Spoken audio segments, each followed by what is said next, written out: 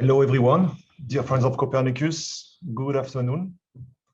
So I'm Pierre Bahurel. I'm the Director General of Mercator Ocean International, and it's a great pleasure for me to welcome you all today for this kickoff meeting of this new European cycle of the Copernicus Marine, what we call Copernicus Marine 2. The EU, the European Union, at the opening of this new MFF, Multi-Union Financial Framework, for this the coming years, seven years, 21, 27, has driven a real ambition for us, for our action. And I want maybe to note first the ambition of the Green Deal that we should have in mind. And the Commission has succeeded last year in converting this intention into decisions, which is very important for what we have to do today. I mean, implementing the major programs and including the space program, including its Copernicus component, and the Copernicus Marine delegation to Mercator, and the fact that we can now start our work today. We all know that the detail of things has been complicated, but it's done. And I just want to say warm thanks to Mauro Facchinni. He's the head of the Copernicus unit. He's not alone. He has a team, he has directors, and all have done their part. But I just want to say thank you to Mauro. He will welcome us in a few minutes. But he made it. So the Copernicus Marine 1 is obviously a success, and therefore there will no doubt that there will be a season 2. And it's good to play with this. So thank you to all for this. But we have not only to continue what we've been doing, but we must strengthen it. We must do better and do more.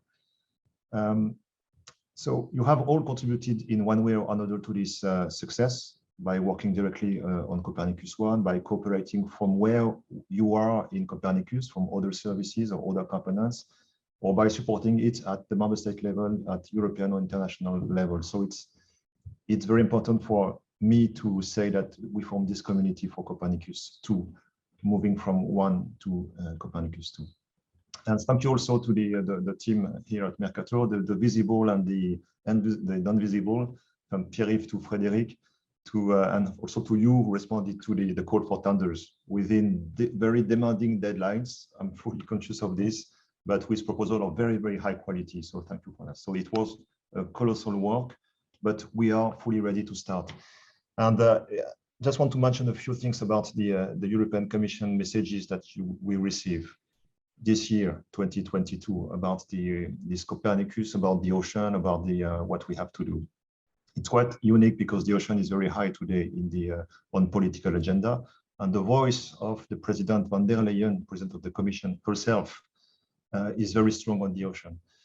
So first, by making the ocean one of the 5 priorities of a new working approach at the level of the Commission, the EU missions. I mean, more voluntary, ambitious, more transversal and collaborative. And there are only 5, and one of these 5 is a mission about the ocean.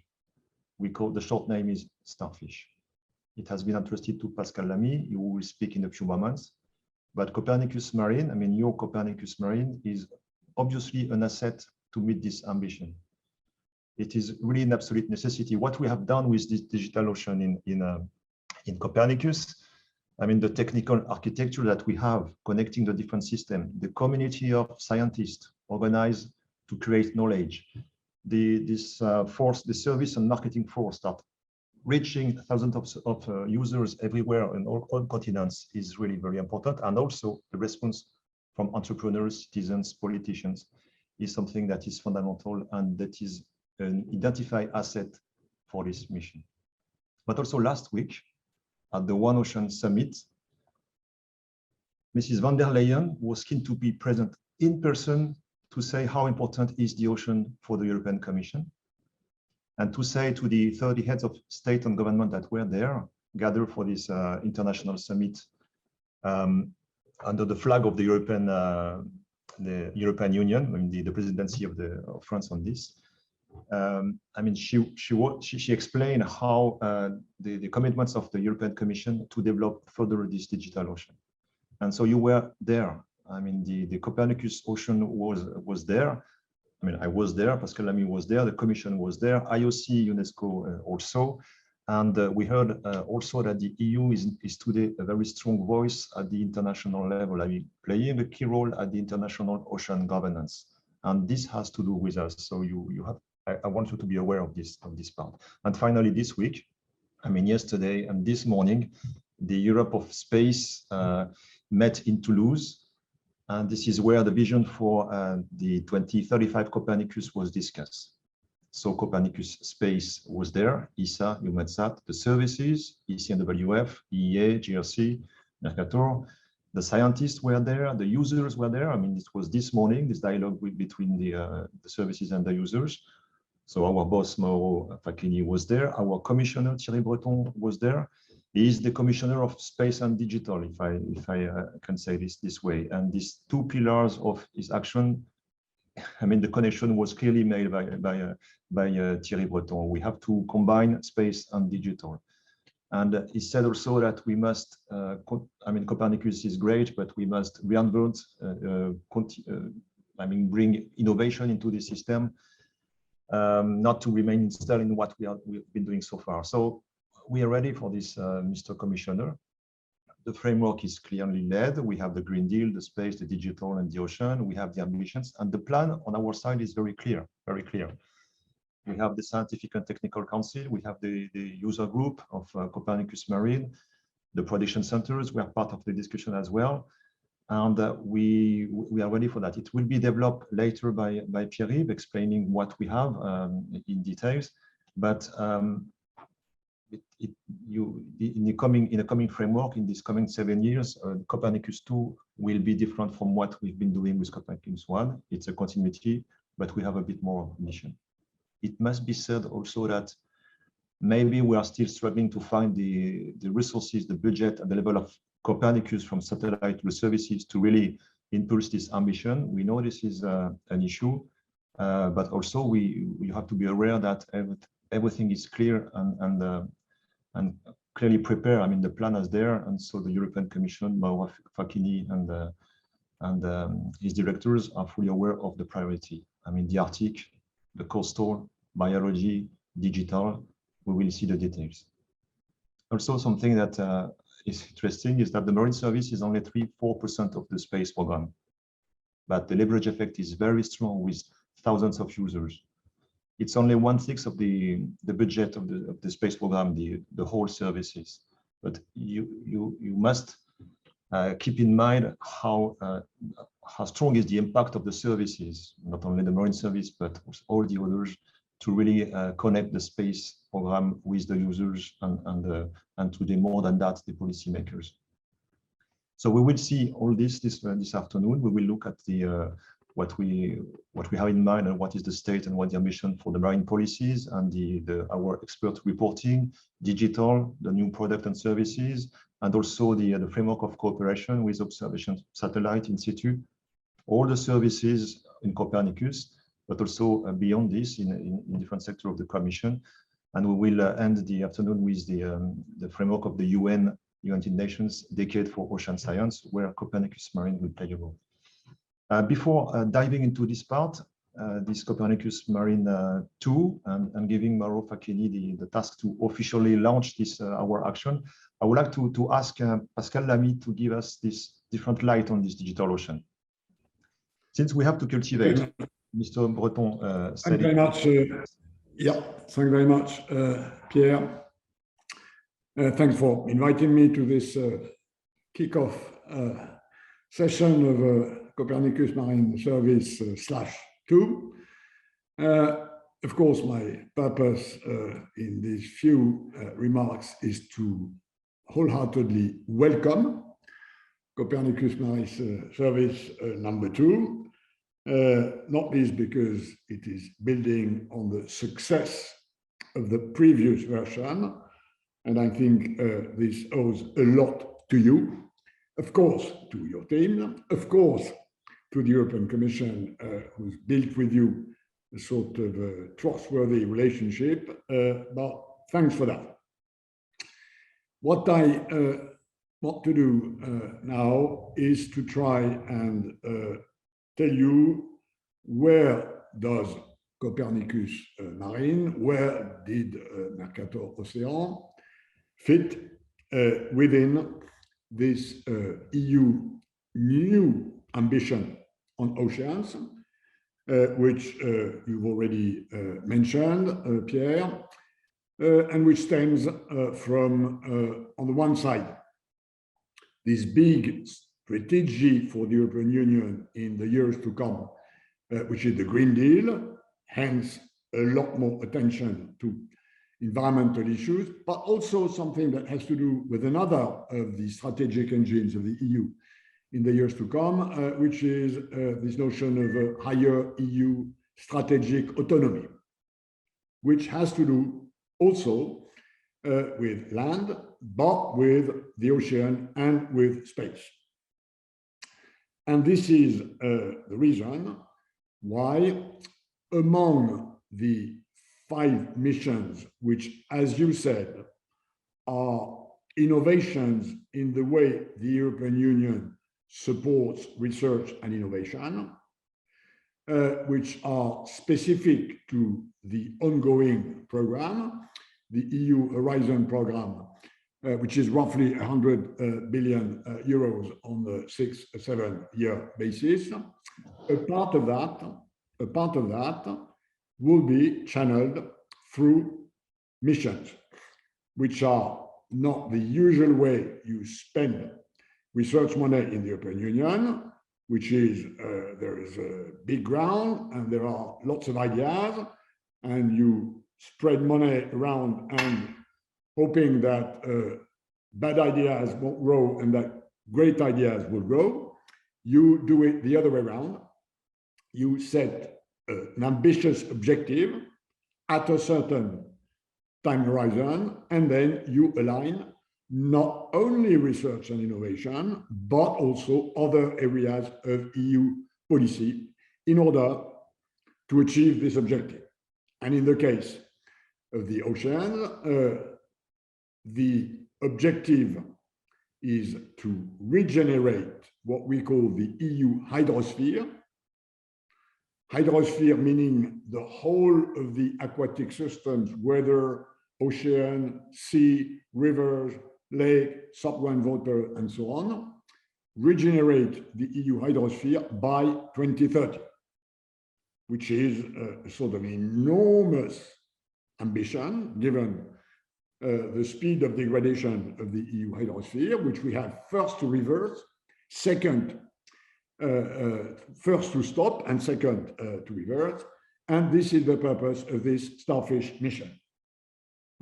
So the Starfish mission, which I have the privilege to chair and now to pilot, is a program roughly the order of magnitude of what it represents in terms of money to spend to get there is roughly 500 or 600 billion euros, within which a lot of private and public investment.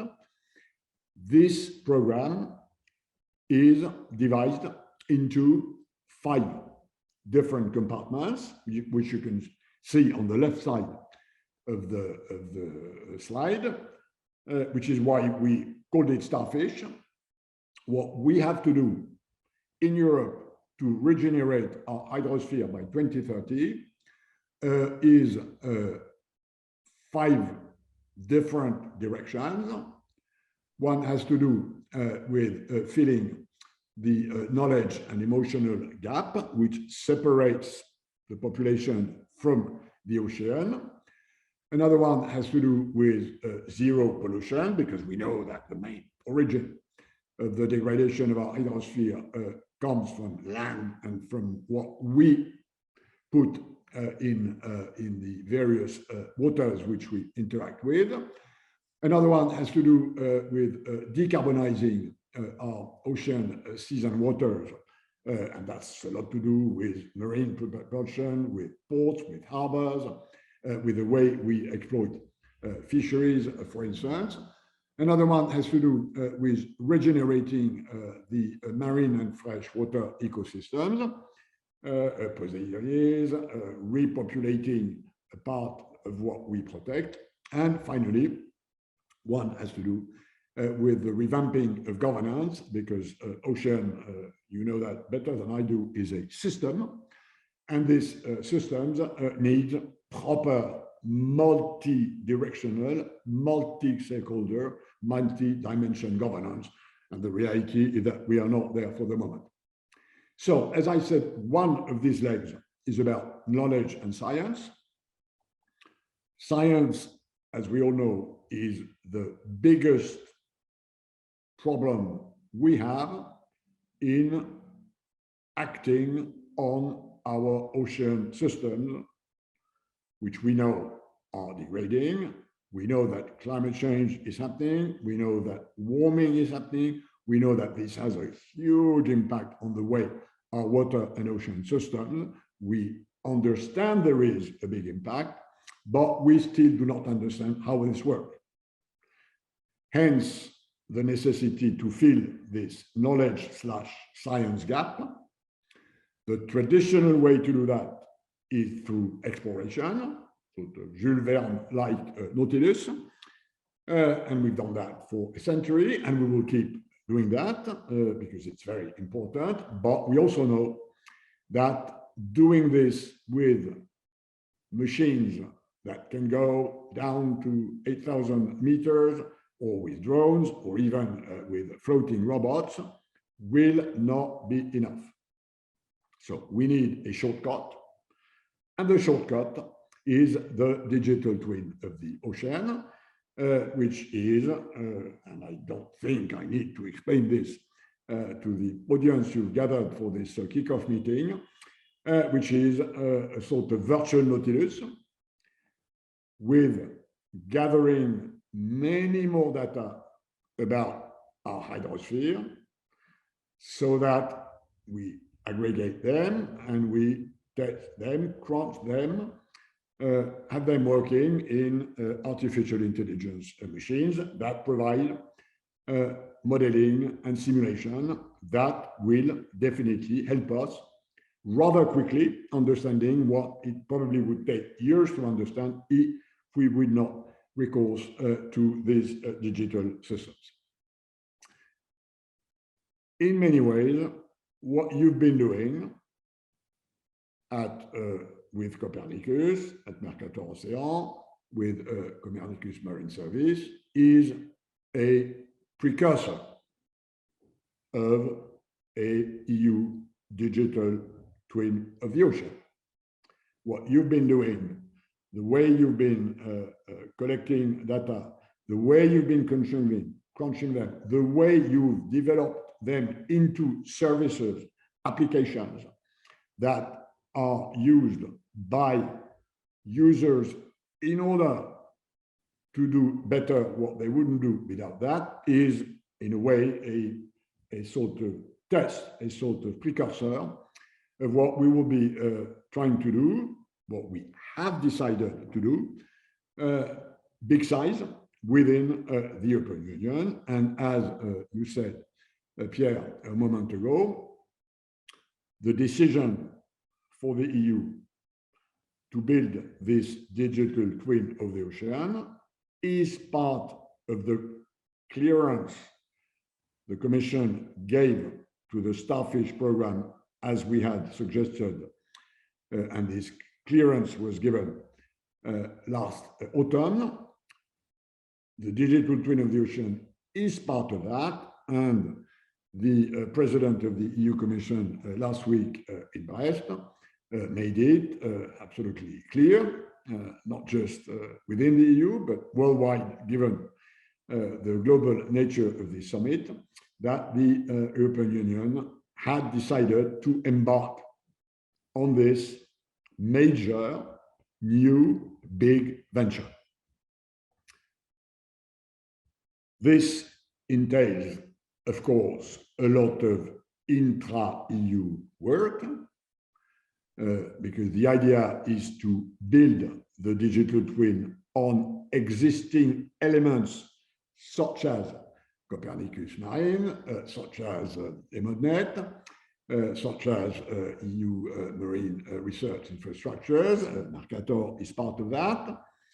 The data, the observations that we need to formidably increase in volumes and precision can come both from space.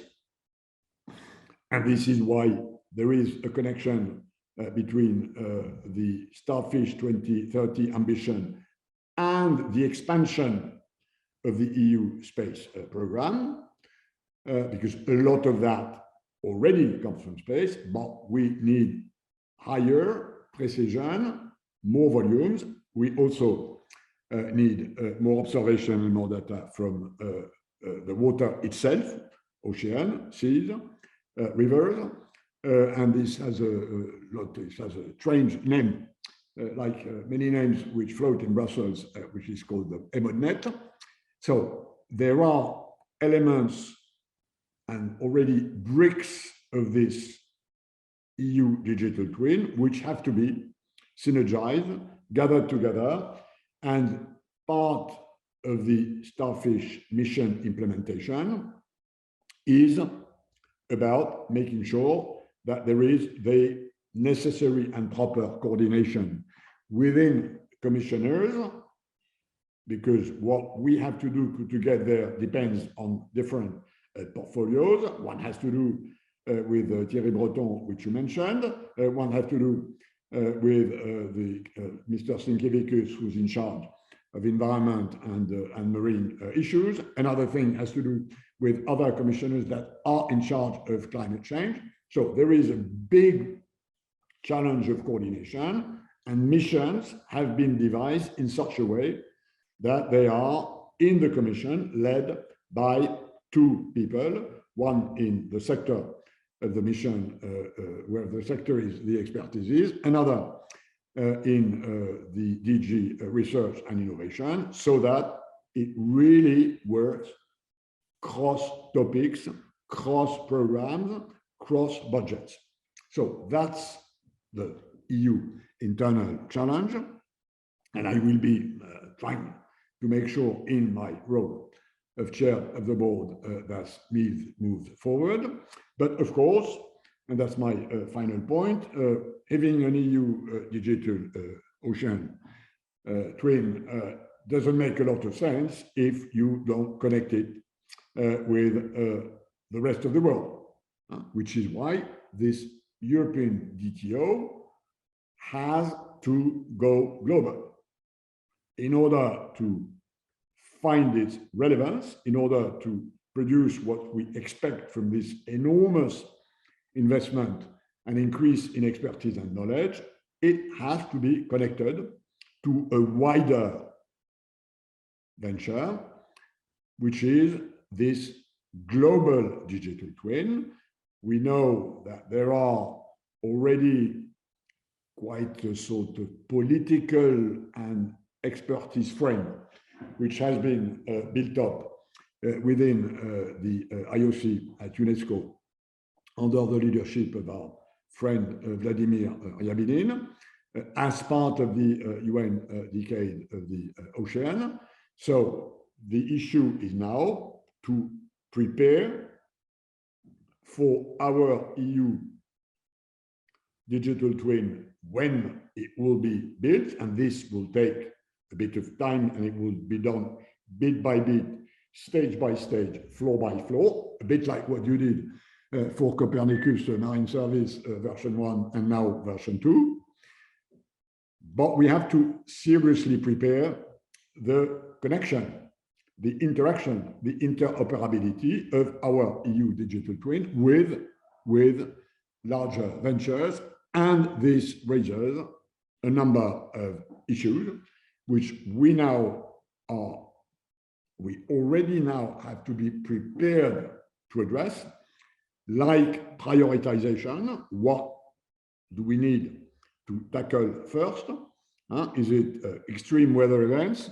Is it the impact of the sea rise on coastal areas?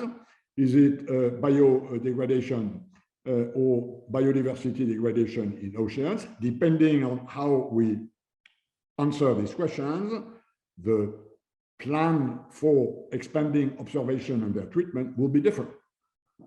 So we need a strong international conversation in this. We, of course, need to address lots of problems of coordination. The Americans, the Russians, the Chinese, we may have different views on how this should be structured, how this should work. There are important issues of sharing information and the benefits of what AI will provide us in terms of science with poorer countries. And this is an issue that needs to be addressed at the political level.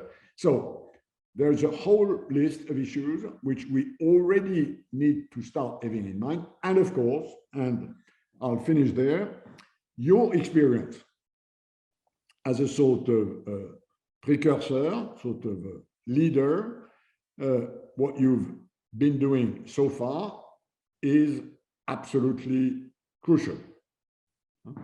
And I will finish in saying that as far as I know, and I've been following this issue for the last 2.5 or 3 years from the moment I was asked to chair this Starfish mission, this EU Regeneration 2030 program, I think you are probably one of the main reasons why we now can have this EU and more global digital twin ambition that was clearly expressed by von der Leyen, by the French president in Brest.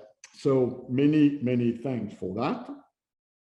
We are very grateful to you, to what you did, to what your teams did. And of course, we intend to build in the future and with you with this larger concept and larger instrument than what you've been doing so far. So many, many, many thanks. Over to you, Pierre.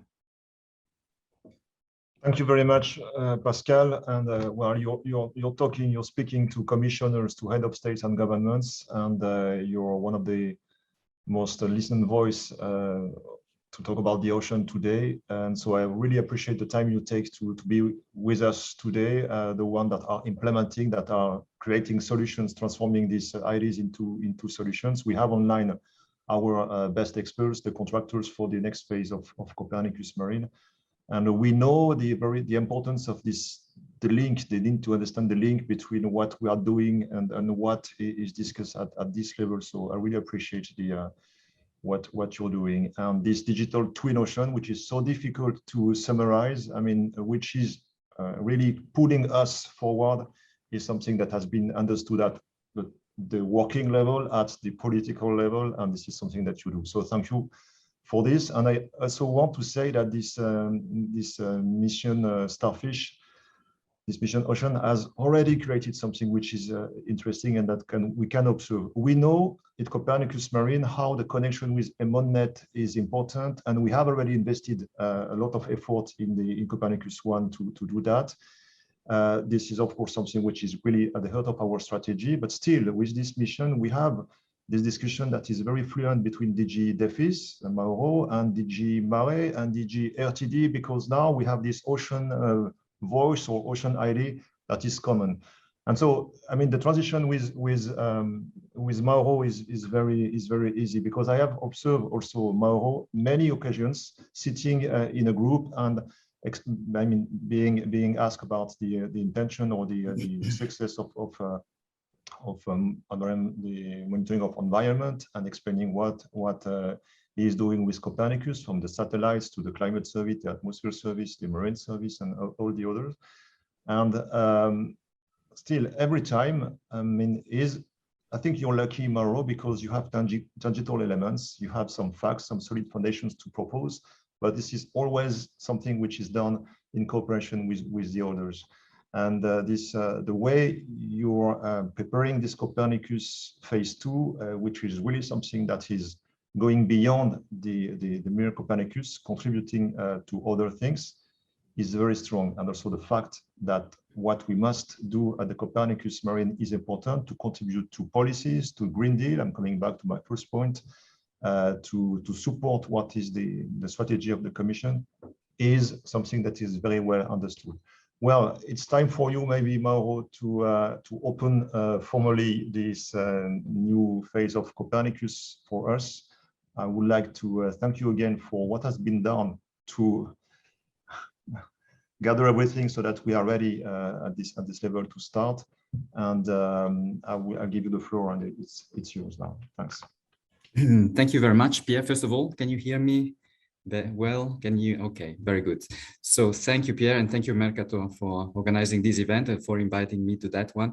It's a pleasure to speak here, but it's also an additional pleasure to speak after Pascal Lamy. I mean, taking into account his long-lasting role in European and international organization.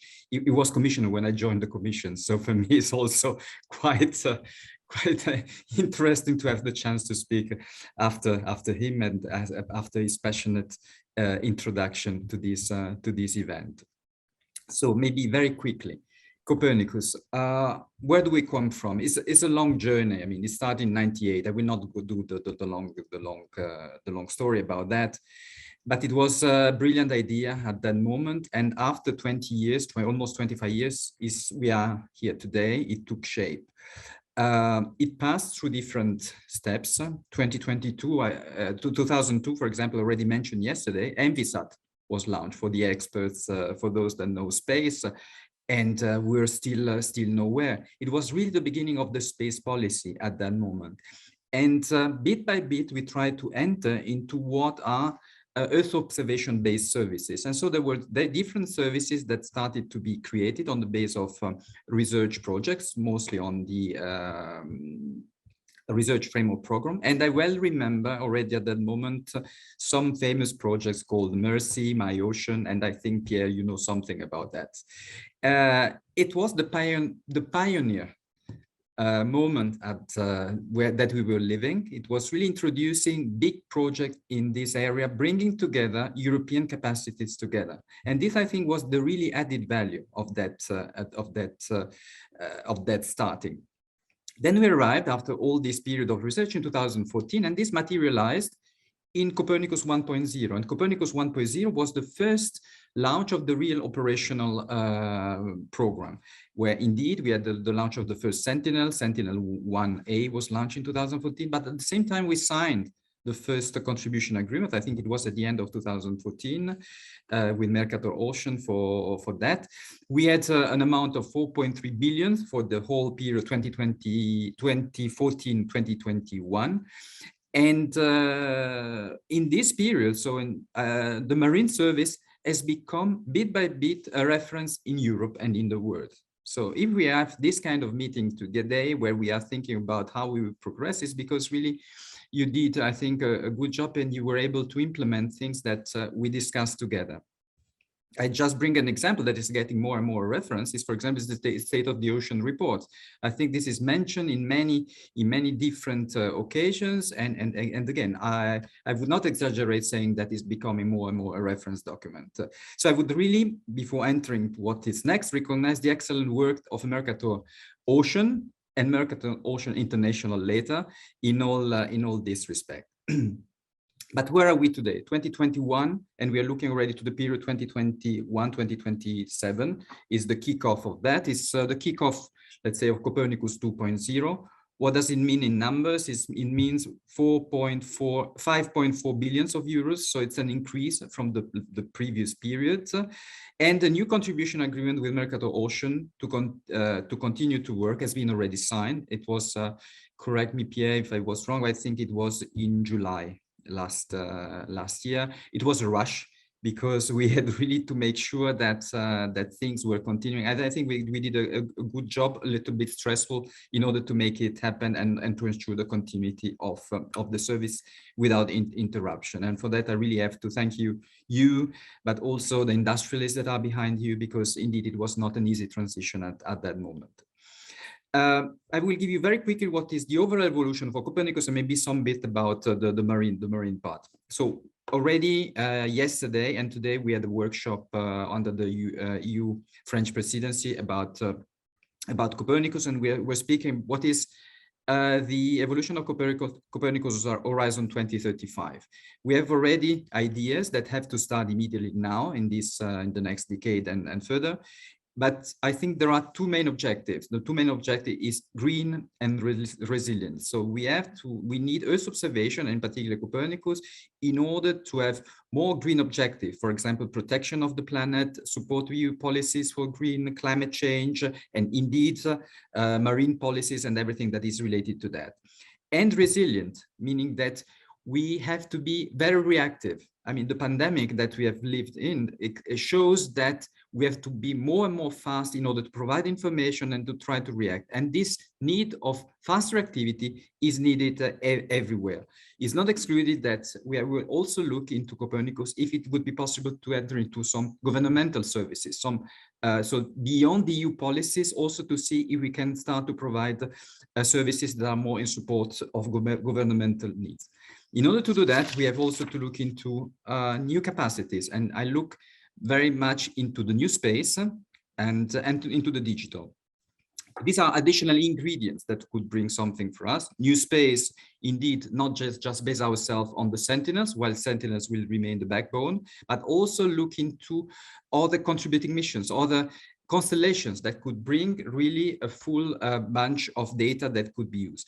And then the digital that can bring new ideas, new capacities, both on board of the satellites, for example, for processing on board of that, on ground for the better distribution of the data that are generated, but also in producing new services. We mentioned a lot about Destination Earth in the last 2 days, but this I would expand more to digital twins, as was also mentioned before. Also, this ocean digital twin will benefit of these digital technologies in order to provide a better understanding of our oceans. And indeed, Copernicus has to be used more and more. It's people have to start to be used to use space capacities as tools. Navigation like Galileo, Copernicus, there will be secure connectivity. But if we look into Copernicus, probably we have to create a new generation of users and also a new generation of providers, new engineers, and so on.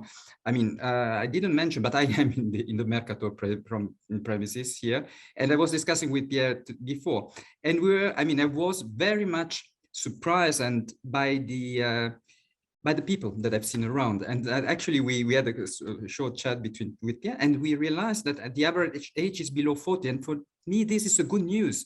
It's meaning that we have this new generation of professionals that are the future. And I think that this is the way in which we have to work.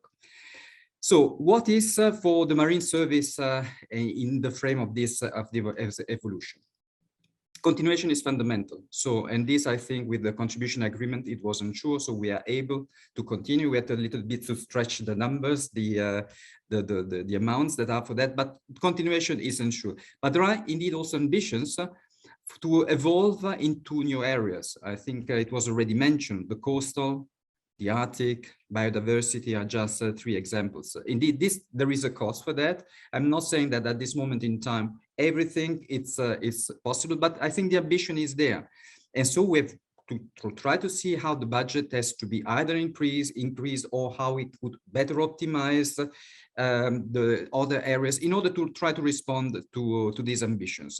We will see together and also with the users how this optimization could happen in the next years in the frame of the existing funds, or maybe to explore if additional could be available to respond to these ambitions. As part of what Mercator is doing, indeed, there is also the distribution of data. So the WIKEO platform that is also planned to evolve more and more also for the future. I think that you will have also a round table speaking with ECMWF and so on. So I think it's a general endeavor where there is really a will to produce more and more. So in a conclusion, Copernicus has grown up until today. I think we have grown up. You, Pierre, and myself, we are getting older, but Copernicus has really grown up, and I think we have to be very, very happy for that. But it's not just Copernicus that has grown up.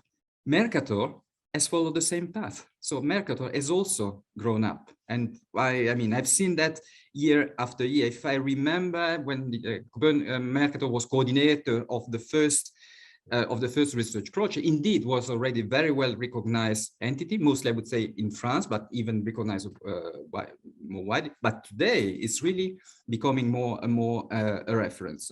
And I understand that the ambition to reinforce this European standing in oceanic observation is even more and more. And I think you probably will tell something more during these 2 days about this ambition of evolution of Mercator for the future. So I would like to thank for what we have been doing together up to now.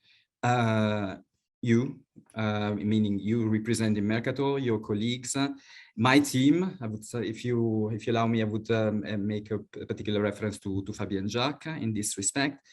And I think it's just a good recipe for continuing and for having good ambitions and to progress together. So thank you very much, Pierre, and I hand over this to you. Thank you very much, Mauro, for your kind words, and I fully support all the credits you can give to Fabien, to Richard, and the whole team. I mean, you are monitoring what we do so precisely that sometimes, I mean, we consider it too precise, but I think this is completely normal and you're doing very well. So thank you, and we will continue working for you with all the contractors that are behind the screen today and that are ready to really start. Without any waiting more, I just want to give the floor to Pierre-Yves, and he will maybe really open the box and explain to us what is our precise ambition for the coming years and what have been prepared and what are the plans. And well, Pierre-Yves, you have the floor to explain the Copernicus Marine ambition for this new period. Thank you, Pierre. So I'm very pleased to give you today an overview of the Copernicus Marine ambition for the next 7 years on some priority action for the next 3 years.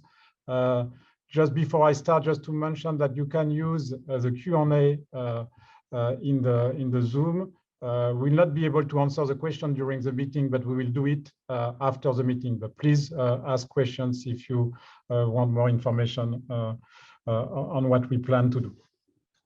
So before moving to Copernicus Marine 2, just a few words on where we come from. I mean, it was mentioned by Mauro and Pierre. So we are in building with the Copernicus Marine 1 an operational service that is user-driven. We have a system of systems with a rigorous management of the evolution. We rely on a network of highly skilled European operators, so we already are a distributed system working quite efficiently. We have an innovative service, so we have a service evolution strategy which is driven by user needs, taking into account science and technological advance, a very strong user uptake, many activity and user engagement, and last but not least, a very clear international recognition of the service that we provide. So as you know, so we are providing European global and regional ocean monitoring and forecasting service covering essential ocean variable for the blue, the white, the green ocean with observation and numerical model and data assimilation. And we provide description of the global scale at the scale of the European seas, both for multi-year, real-time, and forecast. In addition, we do systematic regular assessment of the state of the ocean, and as was mentioned by Mauro, with the publication of the Ocean State Report every year, and this will be detailed later on today by Karen. So in terms of user application and user uptake, just to where we are today, so we have about 39,000 subscribers, a lot of visitors on the website. We serve a wide range of applications, environment, society, economy, the 3 pillars of sustainable development, and of course support to EU policy, and in particular the Green Deal. So to summarize the achievement of Copernicus Marine in the first phase, so we issued last year a special issue of the Mercator Ocean Journal that summarized all these achievements. In a few words, I mean, achievement is that we now have an operational and robust service. It is scientifically validated, continuously upgraded. We have the uptake of Sentinel missions, so Sentinel-1, Sentinel-2, Sentinel-3, which are essential components of the service that we provide to the user. We develop improved quality assessment and improved product quality, and we develop progressively new parameters. In addition to what we do on the Ocean State Report, user uptake, and all our user engagement activities such as training and so on. So our ambition for Copernicus Marine is first to ensure continuity. This is the main priority, but we also want to enhance the information and the service we provide. We want to fully embrace the new digital service capability and to reinforce the links with the other Copernicus services on IMONET. This was mentioned already in the previous presentation. And we also want to set up a stronger governance.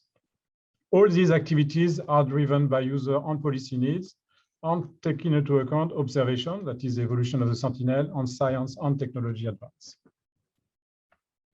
So the drivers come from this very well understood today of this increasing and pressing needs of improved ocean monitoring and forecasting capabilities from global to coastal scale, to understand and predict the weather and climate evolution, to develop sound mitigation and adaptation to climate change, for sustainable management of the ocean and its resources, for the development of a sustainable blue economy, and also to better protect marine ecosystem and biodiversity.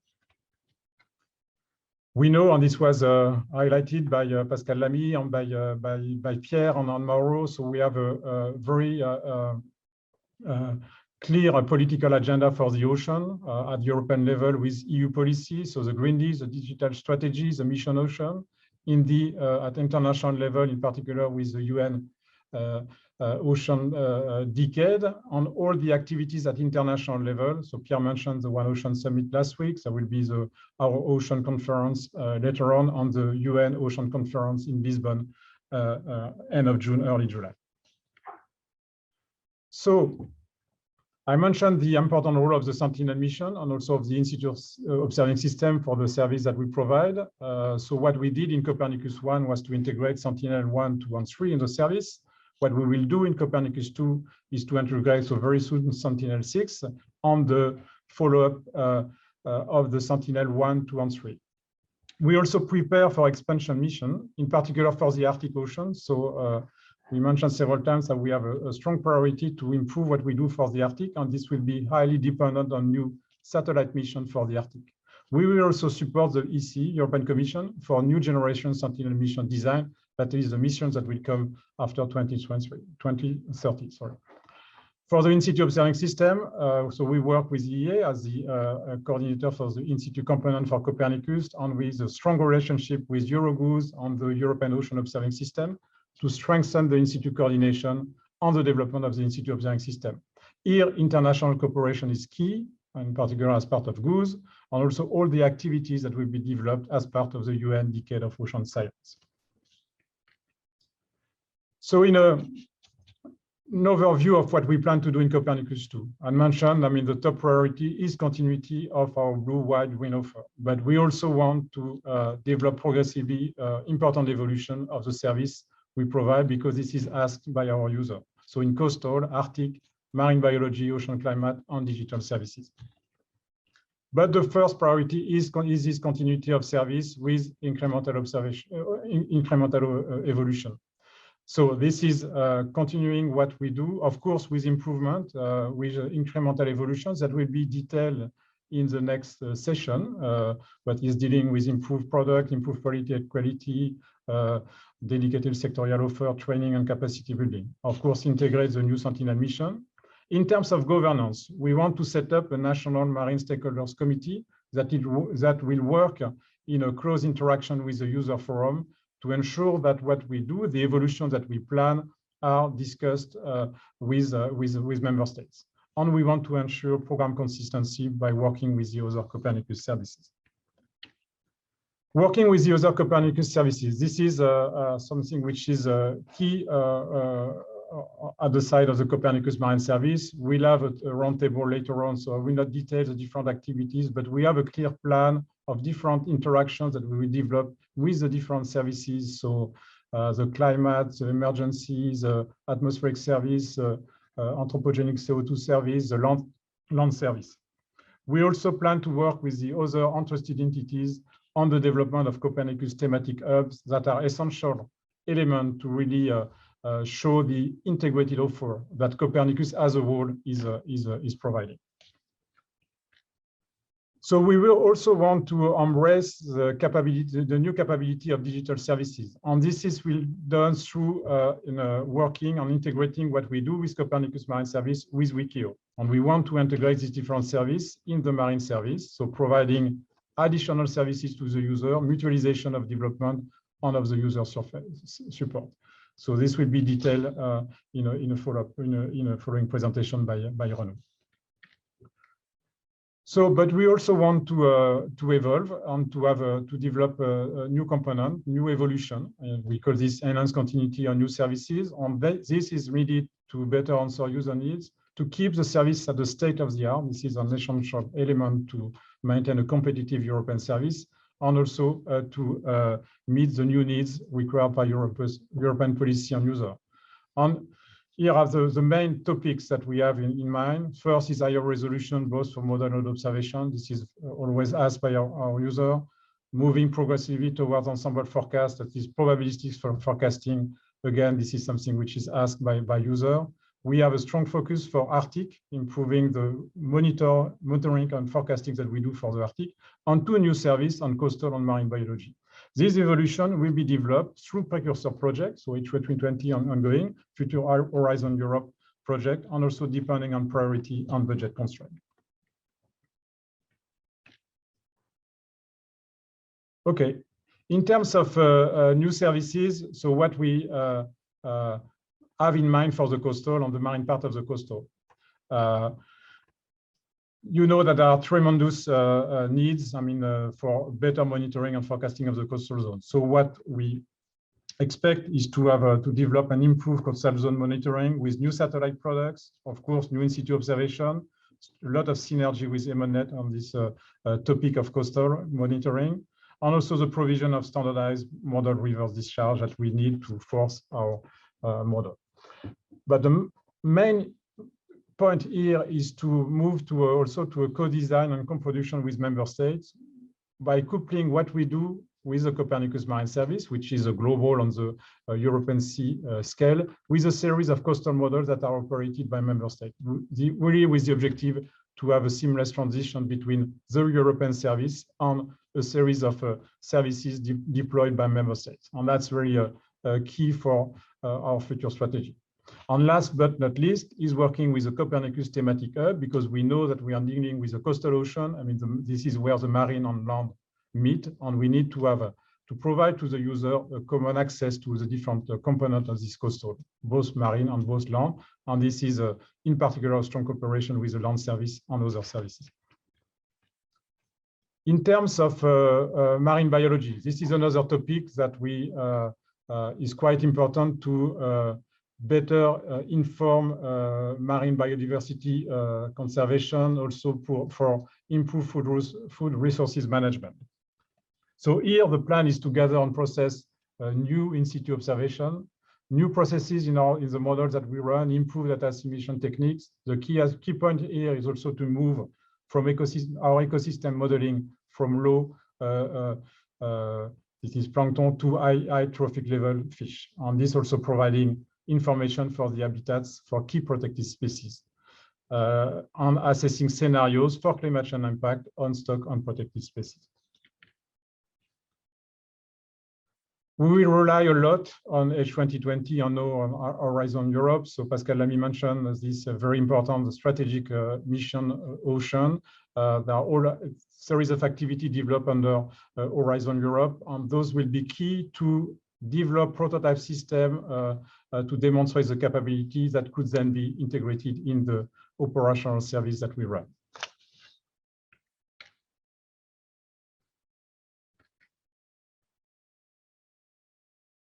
Okay, last point on the main priorities for the next 3 years that will be detailed in the next presentation. So first, I mentioned continuity of service is with incremental evolution. This will be organized with a new consortia that we set up for the different service elements. So we'll meet tomorrow. We have a dedicated kickoff meeting with all of our contractors, and also with the support of our advisory bodies, so the stack, so for science and technology, and our user advisory committee. Reinforce governance with member states with this marine stakeholder committee. We'll continue working with the EEA for marine policies. We also want a specific effort for Regional Sea Convention, and we'll have a roundtable on this topic.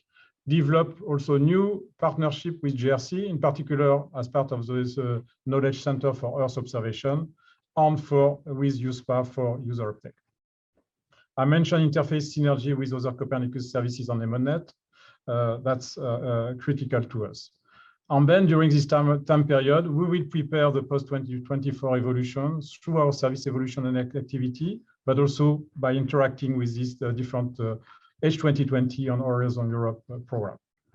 Last but not least, integration in the UN Decade of Ocean Science is very important to us. So Copernicus Marine Service will be a strong contributor to the UN Decade of Ocean Science, but will also benefit a lot on all the activities that will be developed as part of the UN Decade of Ocean Science.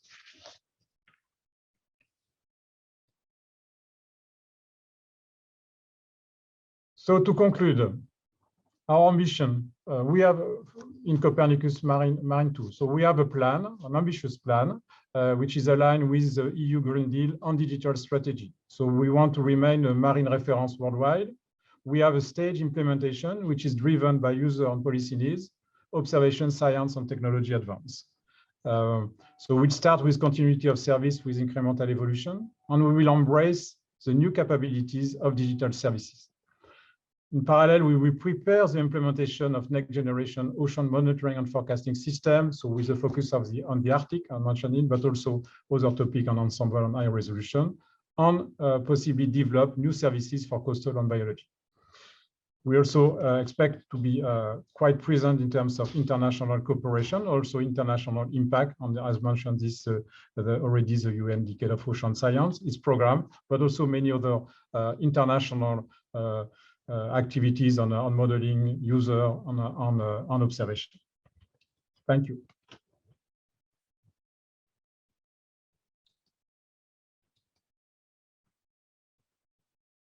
So we will now move to the next presentation that will be given by Laurence. So Laurence, the floor is yours.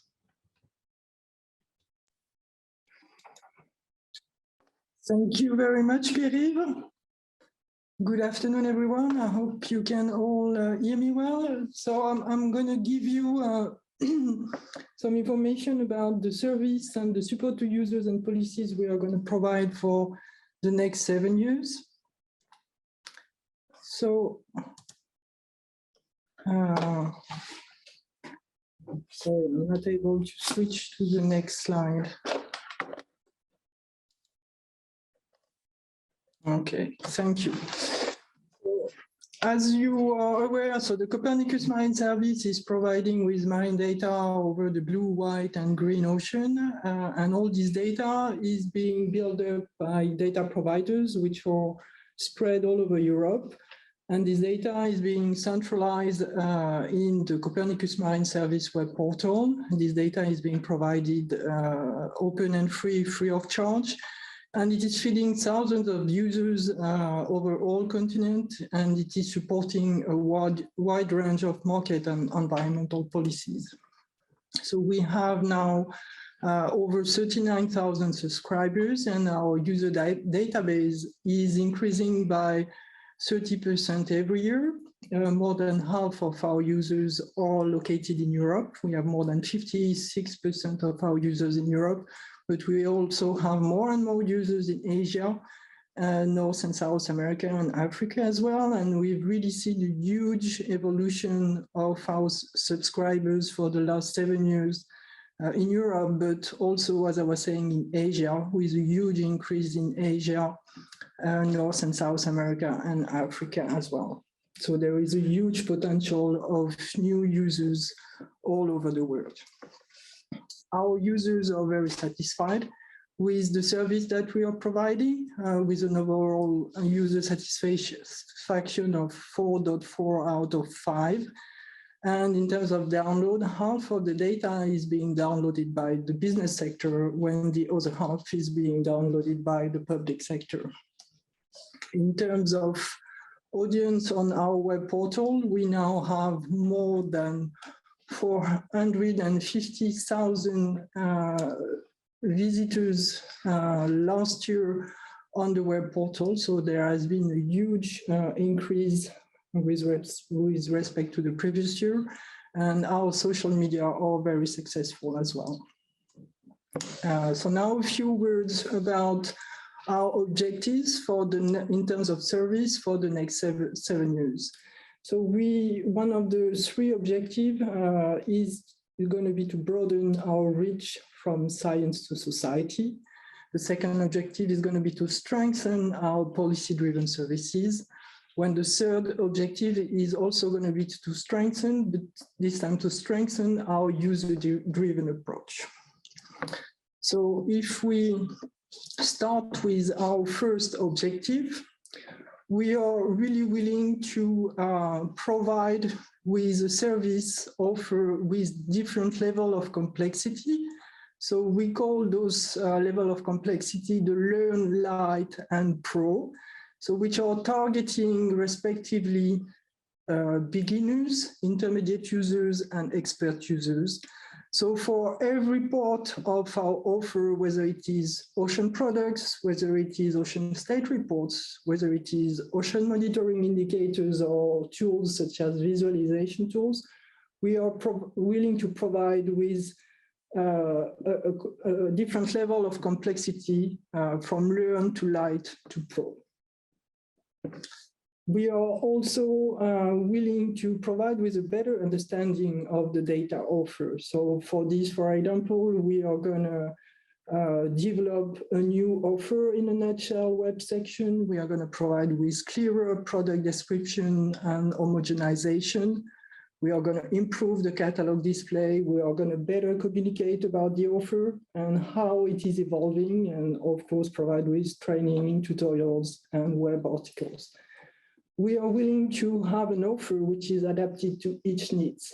So we are going to develop dashboards per market sector or per European directives as well, with ad hoc pre-selected data, including visualization, in order to really transform the data we have into actionable information. And we are also willing to provide with an easier manipulation of data. So we are going to use all the download mechanism that we have in order to feed them for each of our users, whether it is in terms of format, whether it is developing new dashboard or tuning our viewers. We are also willing to use the new Marine Data Store and the Wikio facilities, and Renaud is going to talk more about that later on. This is going to allow us to provide with more data, with also cloud computing facilities, or for example, virtual research environment or Jupyter notebooks.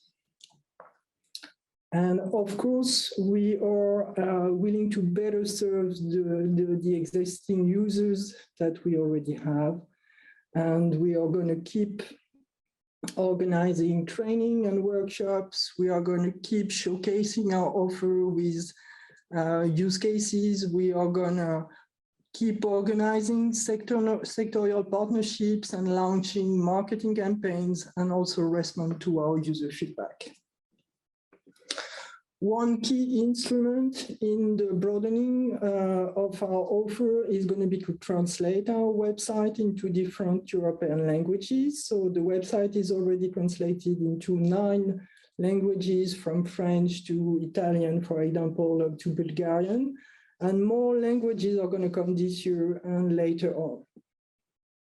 Another key instrument are the dedicated front-end tools that we are developing. So we already have, for example, some visualization tools, which are the MyOcean Learn, Light, and Pro. And soon we are going to have a new tool, which is called the Ocean Climate Bulletin, which is providing with information about ocean indicators, such as acidification, sea surface temperature, sea level rise, in a very user-friendly way. So now, in terms of strengthening our policy-driven services, this is our second objective, and we are willing to work really closer together with European member states and regional sea conventions together with international initiatives such as the United Nations, for example, in order to really support the EU Green Deal, the Maritime Strategy Framework Directive, and the Arctic policy, for example. So for this, we are going to, of course, work closely together with all the other Copernicus services. We are also going to work together, as Pierre said earlier, with the European Environment Agencies, with DG, DEFIS, Defense and Space, also with the Knowledge Center on Earth Observation, and also with USPAR, among others, but I could also name the FPCUP, which is the member state instrument for user uptake. It could also be the European Investment Bank, for example. So the instruments which are going to help us strengthen our policy-driven services are the creation and animation of the National Marine Stakeholder Group, of course, also regular meetings with Regional Sea Convention, a simpler catalog browser with new filters, with dedicated dashboard to really support and target directives. We are going to organize a workshop. We have one plan already in June this year, so there is a mistake in the slide. It's not 2021, but 2022. So save the date for June 14, 2022 for a workshop dedicated to European directives. And we are also going to launch user engagement call for tender. So those calls are going to be launched by June this year. And they are going to have two objectives. The first one is going to be to increase the data uptake by member states in the frame of the national implementation of EU directives. And the second objective is going to be to showcase how we and the member states can collaborate to improve the monitoring and forecasting of the coastal zones. Now let's switch to our last objective, which is to strengthen our user-driven approach. So our offer is really benefiting from three inputs: the user pool, the science push, and the techno push. And we are really willing to strengthen the user pool part in order to really have a more user-driven service. And the instrument we are going to use to achieve that is to strengthen our capacity to analyze user feedback and inject it into the offer. So we are going to develop more ad hoc surveys, interviews, and install online tools to collect user feedback. We are going to resume and animate existing champion user advisory group, both on the Copernicus Marine and the Wikio side, and also liaise and exchange with USPAR, with other Copernicus services and GeoBlue Planet about their respective marine user feedback. And I'll end my presentation here, and you're going to get more details about what we are going to do in order to better support our users in the next presentation, which is going to be given by Cédric Jordian, which is going to give you more detail for each component of the service we are going to provide. So thank you. Back to you, Pierre. Thanks, Laurence, for this overview of our activity to support user and policies. We now move to the first roundtable, which is actually dealing with this link with marine policies and regional sea convention. So I just leave the floor to Muriel Lux, who will chair this roundtable. So Muriel, up to you. I'm here. Good afternoon.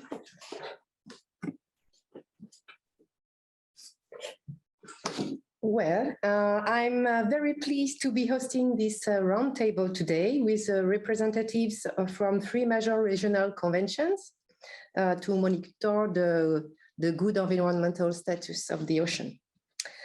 We have with us Jelena Knezevic from UNEP MAP, the Mediterranean Action Plan, Jannica Haldin for HELCOM and the Baltic Sea, and Alejandro Iglesias Campos for OSPAR and the Northeast Atlantic. Good afternoon, everyone. Thank you all to be here. Well, as Copernicus Marine Service is a service provider dedicated to different users and stakeholders, in particular for environmental policies, we have some questions to ask you about your current activities and your future needs in terms of marine data and indicators. First, could you tell us about your present activities in the frame of the assessment of the good environmental status and the agenda for the Quality State Report 2023? Maybe Jelena, you can talk first and give us some information for the Mediterranean Action Plan, please.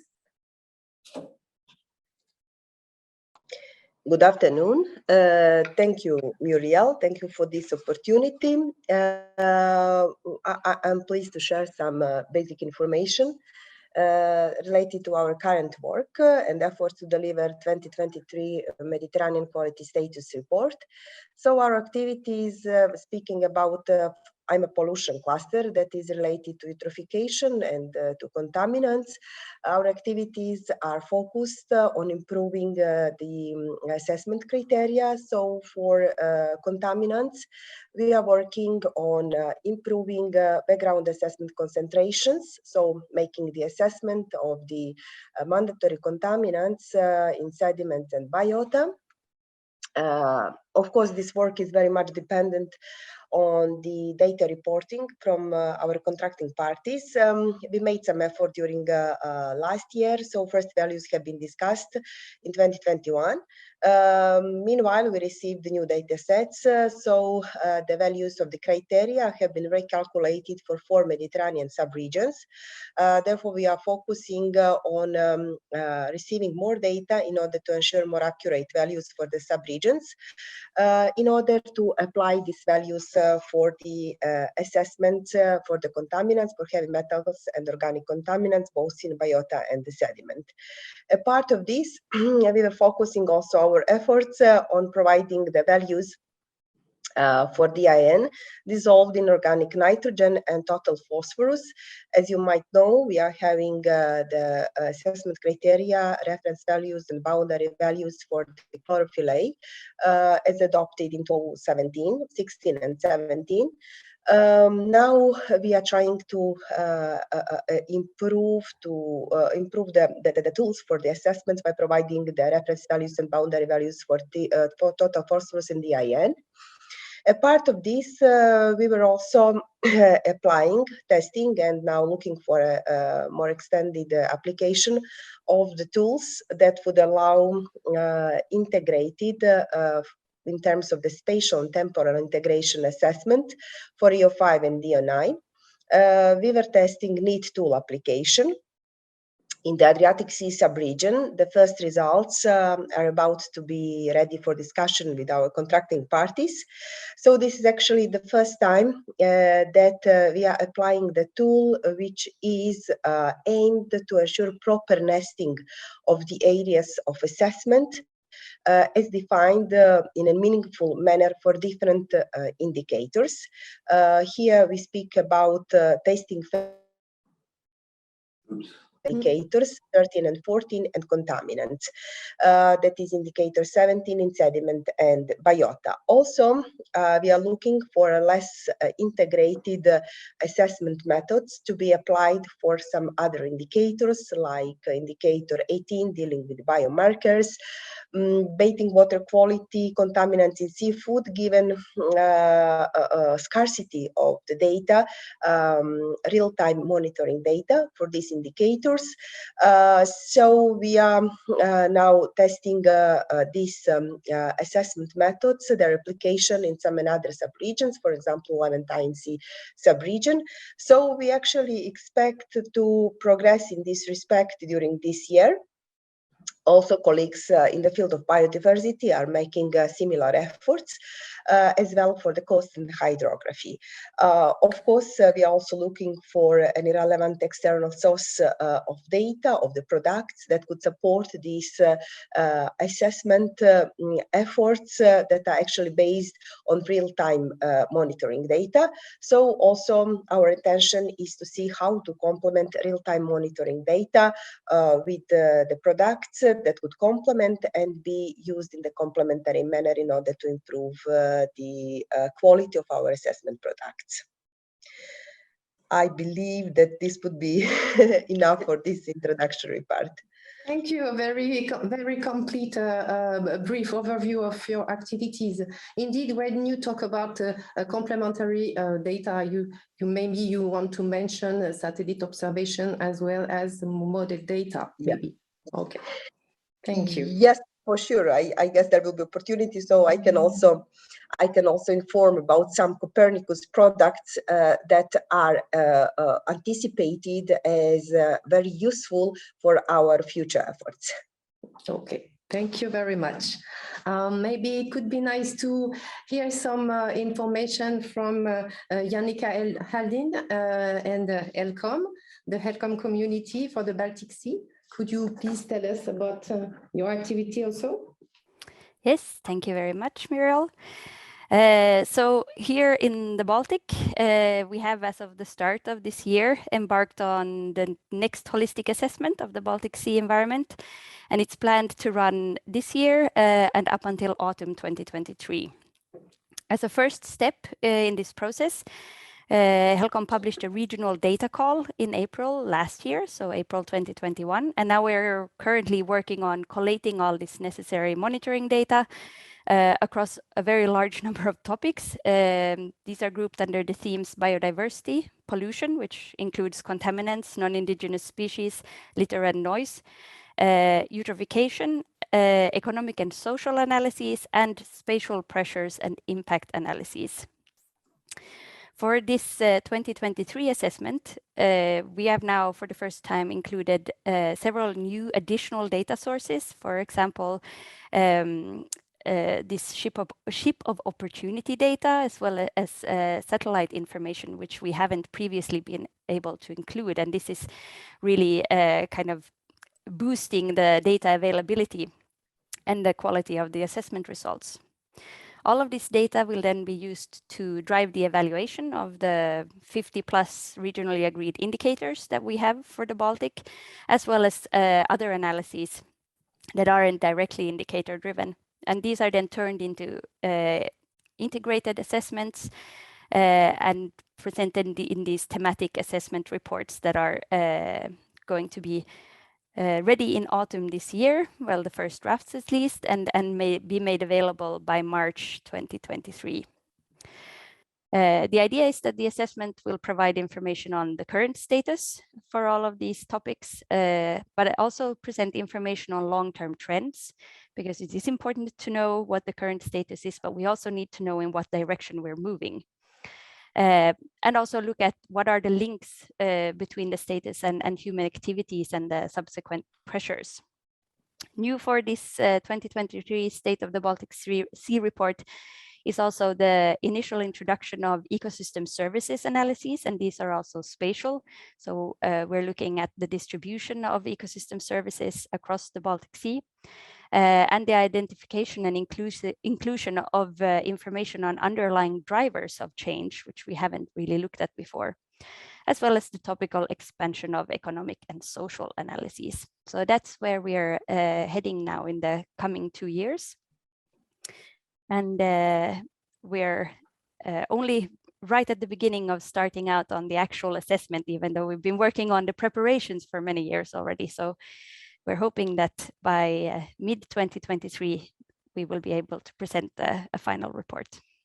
Okay, thank you. Thank you very much for this reporting as well. Yes, I have a short question concerning the long-term trend you mentioned. Do you mean that you would like to include some projection of the evolution you you measure between the last assessment and the new ones, and to go further in the future? Yes, so as a minimum, we're looking at showing trends between the last assessment and this assessment. We're hoping that we can extend that further backwards depending on the length of the data series, but this will differ between topics. And what we're really hoping is that for some topics, we could do some projections, but this is not something that we have been able to do for many of the topics for this assessment, but it looks like the policy relevance of the results would be higher if we would be able to include some kind of information on projections as well in the future. So this is an area that we're interested in developing the assessment further. Thank you. Thank you very much. Alejandro, Iglesias Campos, it would be interesting to have the point of view of the OSPAR community and for the Northeast Atlantic. I give you the floor to talk about the activity of OSPAR. Thank you very much, Muriel. And I'll provide a more generic response. And for those joining us today from outside of Europe, just a reminder that the work of the OSPAR Commission represents a coordinated regional response to the implementation of the Commission decisions for contracting parties that are European member states in the Northeast Atlantic, available for all our parties to use for their national MSFD reporting obligations. OSPAR continue to develop and improving indicators, including the list of elements, methodological rules, aggregation methods, and defining threshold values in line with the common implementation strategy, working groups to improve consistency as well with the MSFD guidance. Our thematic and indicator assessments produced for the next quality status report 2023, similar than our colleagues from the Mediterranean and the Baltic Sea already explained, meet the reporting requirements of Article 8 and 9 of the MSFD in regards of the good environmental status. The quality status report will show trends from the last decade and will be available by the end of this year through our assessment portal. OSPAR also identify opportunities to establish coherent regional environmental objectives and pressures where regional and sub-regional measures would be relevant, and to provide regional approach to coherent national targets for all MSFD descriptors. In line with the Northeast Atlantic Environmental Strategy and the national efforts establishing as well joint regional measures. Our contracting parties ensure that the OSPAR's coordinated environmental monitoring program and guidelines are developed to support the requirements of Article 11, and this is implementing to monitor OSPAR indicators, including those that will be part of the QSR, identifying gaps in collaboration amongst others with Copernicus or IMODNET and providing further guidance. OSPAR contracting parties are present in all European seas, and this is an opportunity to strengthen cooperation with all of them, especially with HELCOM and the Barcelona Convention, with the aim of maximizing potential synergies in our community of knowledge and practice, and applying comparable and consistent approaches to assessment methods, monitoring guidelines, and measures to achieve good environmental status in all our European seas. Over to you.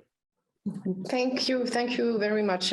This point of view is very complementary of the other, and it's true that the synergy between all of us could help to go further and to make the computation and the good indicator to be the most relevant, indeed. What I heard is that you all already see the benefits of the Copernicus service, the Copernicus Marine service, to provide some complementary data, maybe from models or from indicators we could provide. Have you identified already some primary gaps we can fulfill immediately in priority? What are the priority for us if you have such a view by now? Alejandro, maybe? Yes, I mean, from our point of view, the gathering of information offered by the Copernicus Marine Services is a powerful tool to find all kind of information on the property, status, and future of the ocean to cover the gaps, as you just mentioned. And as an example, we can see, for example, from those potential ways to cover the gaps, the catalog of products that Copernicus prepared last year for the Baltic Sea, that we hope that a similar catalog will be soon available for the OSPAR area, including the Arctic and the Macaronesian regions. Because the OSPAR data information monitoring system would definitely benefit a lot from that, and from there identify the potential gaps. Although there is no doubt that the future work, and as it has been explained already regarding the thematic hubs, would better support not only our secretariats, but also our contracting parties in developing, reporting, and implementing policies for our ocean.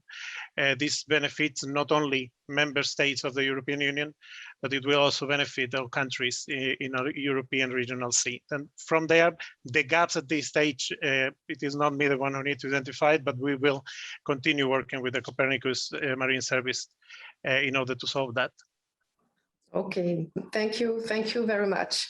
Well, is there some other elements or point or question to ask from the other person, Jannica or Jelena? I could maybe illustrate some of the thoughts that we've already had on how we could cooperate with Copernicus also under the upcoming period, because a lot of the information that we use to drive the status assessment in the Baltic, it stems from other data sources. So it's not necessarily data that comes from HELCOM or from the HELCOM monitoring programs, but we use a really broad range of data sources. And this, of course, is where we kind of overlap or interlink with Copernicus as well. And modeling as a service provided by Copernicus is becoming increasingly important for the assessment work. And this monitoring and assessment of good environmental status, it's this constantly evolving field, and the requirements from the assessment are becoming increasingly higher when you, like between assessments. It requires more precise information, and it needs to be presented in a higher resolution and in a way that makes it useful for management of human activities, so that there is this applicability of the results directly to management. And I think this is an area that we have a lot of potential for working together with Copernicus. When I looked at the priorities for Copernicus in the kind of time space there, 2021-2024, there's also a lot of possible synergies where for the Baltic, the coastal zone is of a very high priority because a lot of the area is coastal zone. And this is also the area where we have the most conflict between biodiversity and human use. Yet we still have gaps, both in coverage, both in topical coverage and spatial coverage of the information that we would need to get sufficiently good assessment results. And a better understanding of general ecosystem interaction is also something that we're working to improve, both for the current assessment, but beyond that.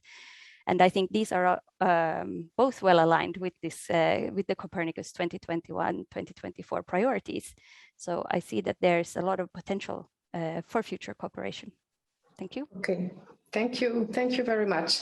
Yes, indeed, I think that we have a lot of things to do, and this is our plan, so it's a good news. I've heard all the what you said. It was a very interesting discussion. The time is missing to be able to go on further.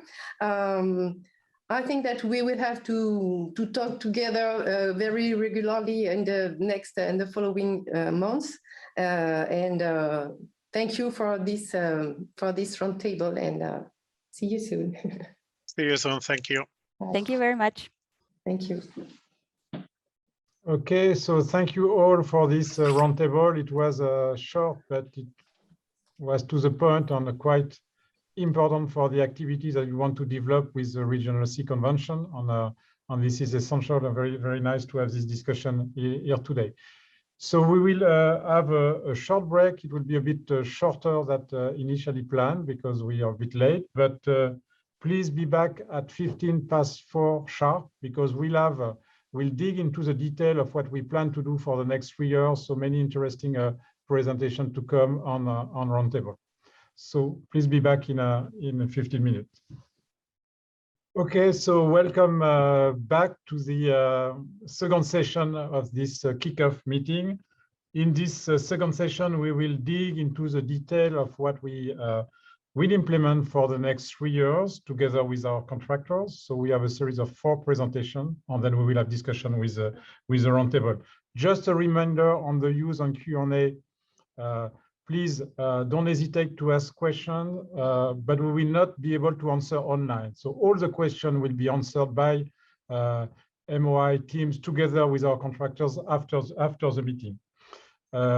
On a final also remark, you know that you have access through the virtual platform to many details of the activity we will do. You will only get a summary here in the different presentation. On the virtual platform will remain available over the next months. So I will now leave the floor to Renaud. We will give an overview of what we plan to do for the digital ocean services. So Renaud.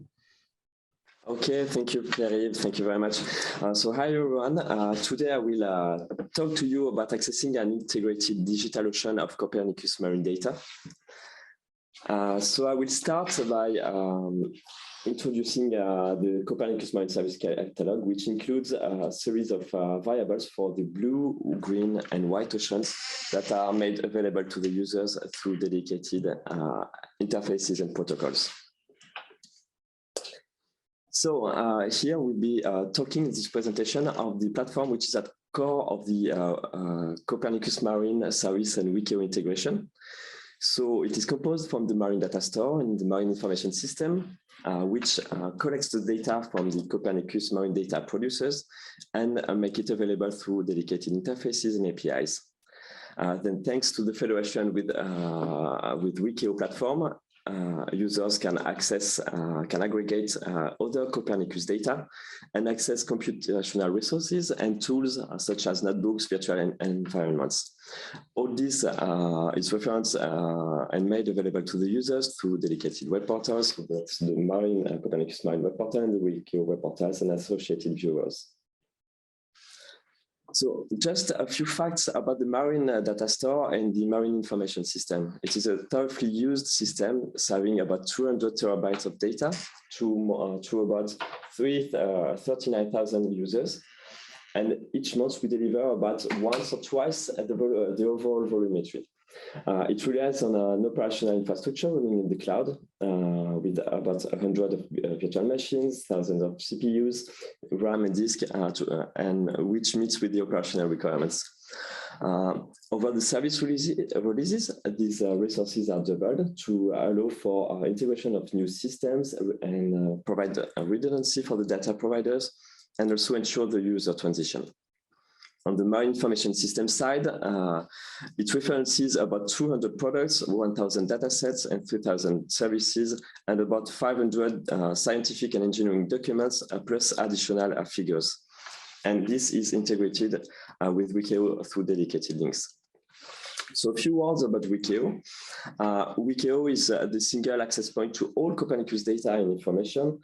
So you will find a common Copernicus data catalog, access to unified APIs, such as the Harmonized Data Access API, plus computational resources and applications and tools such as virtual environments, Jupyter notebooks, and so on. And you will get support from other user support of this platform. So what's new on the current Marine Data Store? So last year, we implemented new interfaces such as OpenDAP, which is quite convenient for subsetting the data, and it's great for computational purposes, as well as AirDAP, which is well suited for in-situ data and handles a wide variety of input and output formats. So by the end of 2021, we implemented the Wikio connector. That's the data replication and access service, which is physically collocated to Wikio infrastructure and tailored to the Wikio usage with fewer requests, longer time series, and higher processing times. So what are our main plans for 2022? Well, 2022 is a transition year. We will carrying on the service, and we start anticipating upcoming changes. So in terms of current operations, we will start retiring legacy interfaces, which are marginally used or obsolete. And the dissemination unit will keep the stability and monitoring of the platform under control. On the marine information system side, the interfaces and dependencies between the backend and front-end portals have been redefined to allow for more evolutivity of the system. Then we'll consolidate the latest integration, so that's the new interfaces such as OpenDAP, AirDAP, and the Wikio connector. And this will lead us to start working towards a new system that will be more scalable, interoperable, with new functionalities and improved experience, and which will be better integrated with other services. We'll start preliminary developments on current system. So with the availability of a novel marine data processor by the end of the year on the Wikio connector side, and working on the optimization of the storage layer and data. Side of it, we'll develop a brand new state-of-the-art backend system with a complete reworking of the software stack and the infrastructure design. This will enable new functionalities and will allow us to tackle a future challenge on which the platform will be confronted to. So just as an illustration of the actual challenges, here is an example of high-resolution simulations being accessed by, on the left side, locally, using a local NetCDF access on the local workstation, whereas on the right, we use a remote access and with an optimized, cloud-optimized data format. And we see that while on the left, we are still loading the data, on the right, the data can already be accessible and the user can start navigating into it quite interactively, with much more interactivity, in fact, and only relying on the capacity of the infrastructure and its own web browser.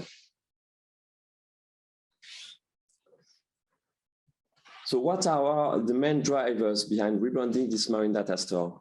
Well, we have to support end users' activities and variation of the offer. First, we need to provide fit-for-purpose mechanism to access the data, enable the declination of the offer with different catalogs, dashboards, and the upcoming Copernicus thematic hubs, and the transformation of data into actionable action. Also, it will allow the users to seamlessly use marine data store facilities as well as Wikio facilities. It will be better integrated with other services such as Copernicus services and UNEP. And all this will pave the way towards the transformation of the system into a fully compatible with and in support of a digital twin of the ocean. So I could speak for minutes, if not hours, of digital twinning of the ocean concept, but key technical points are the ability to enable the capacity to run complex workflow on marine data, to enable a usage of artificial intelligence, and allow to transform this data into information and knowledge for the users. So I invite you to visit this new website, which has been set up on Mercator Ocean web pages. Our roadmap for the marine data store and marine information system is to build a DTO, so digital twin of the ocean, compatible and interoperable software stack.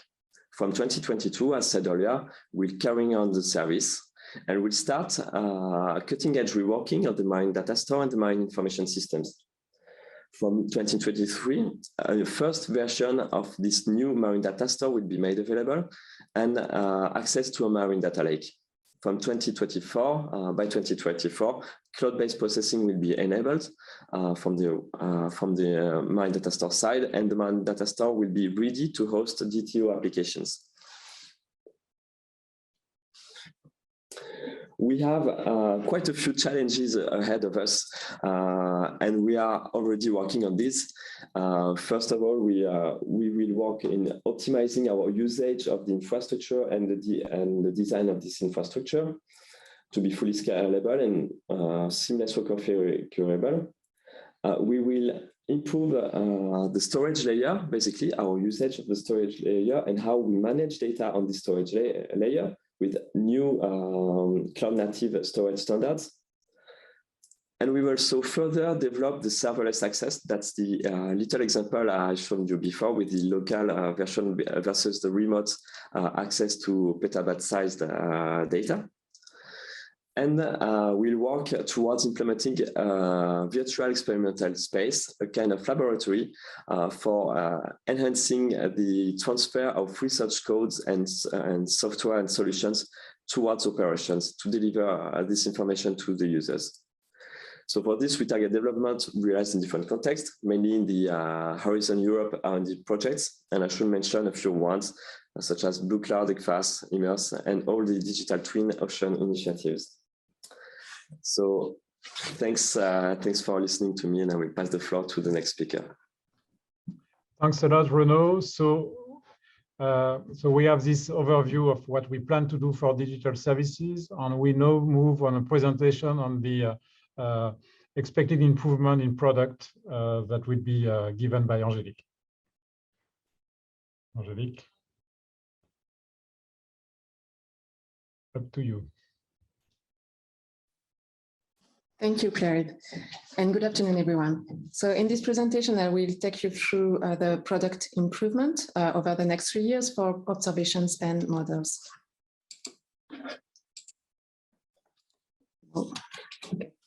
This presentation, I will start with some principles for the product offer evolution, and then presenting R&D activities and research to operation organization. And then in the second step, I will provide you with an overview of the main evolutions that are foreseen over the next 3 years.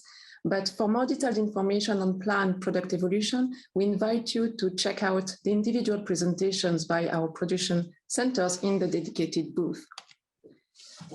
So regarding the product offer evolution, there are a few principles that we are following as for the overall Copernicus Marine service.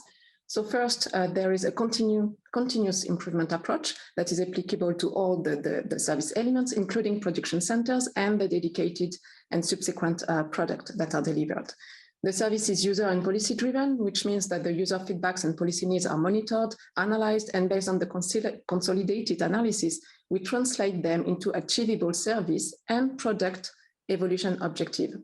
The service is also science-driven, meaning that the scientific and technological advances are to be fully taken into account so that the service remains at the state of the art in terms of delivered information, product, etc. And in that regard, we receive guidance from our international independent experts that are composing the Scientific and Technical Advisory Committee, or STAC. And we also need to keep an innovation capacity within the Copernicus Marine service to be able to answer to new users, to support new applications, and that might be through the provision of new product. Okay. So obviously, R&D activities are playing a key role to maintain the systems and the subsequent product at the state of the art, but also to respond to evolving user needs. And there are actually different R&D streams that are conducted in liaison with the Copernicus Marine service, with different time horizon, different funding mechanisms, different objectives and players, but with the overall objective of integrating the developments into the operational systems of Copernicus Marine. And I will take you now through the 3 tiers of R&D activities that we have. So the first tier of activities is the short-term R&D, and it deals with a few months to 1 year cycle activities. It's addressed directly within the Copernicus Marine service through our production centers activities, because those activities need to be carried out very close to the operational systems that we operate. The second tier of activities is dealing with midterm R&D, and it's more a 1 to 2 year cycle here. And this is addressed within Copernicus Marine, both through our production center activities, but mostly it's outsourced by open R&D service evolution calls that are issued by the Copernicus Marine service to maximize the uptake of science results and to broaden and strengthen the links we have with the scientific community. And actually a first call was issued earlier this year, and it will close in a month. And this R&D project call is targeting different topics under the overall thematic of next generation of ocean forecasting systems, marine coastal environment, ocean climate, artificial intelligence, and overall the different topics that are covered in our R&D roadmap for the service evolution strategy. And we invite you to check also this R&D call if you're interested. And if we look back in time in Copernicus 1, so in the 7 past year, we issued 2 calls that resulted in Copernicus Marine funded 30 projects of 2 years.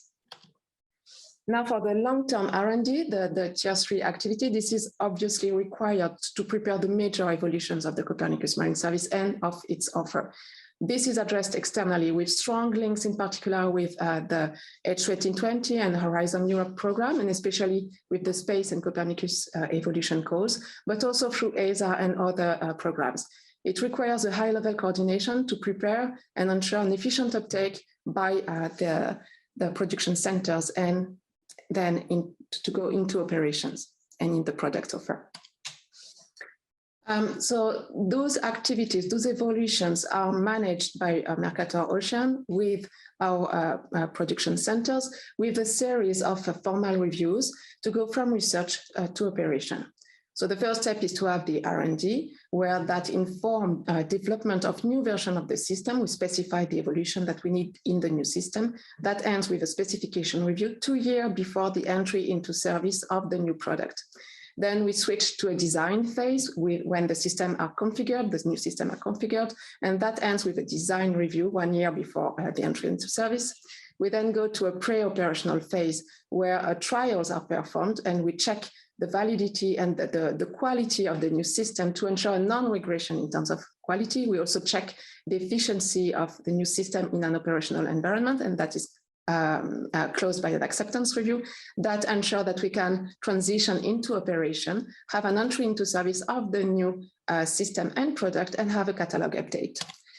And over the next 3 years, we will have 3 major releases. So 1 per year, each November. Those releases will account for user and policy needs, of course. They will all follow a series of formal reviews that was presented before and will lead to a catalog update.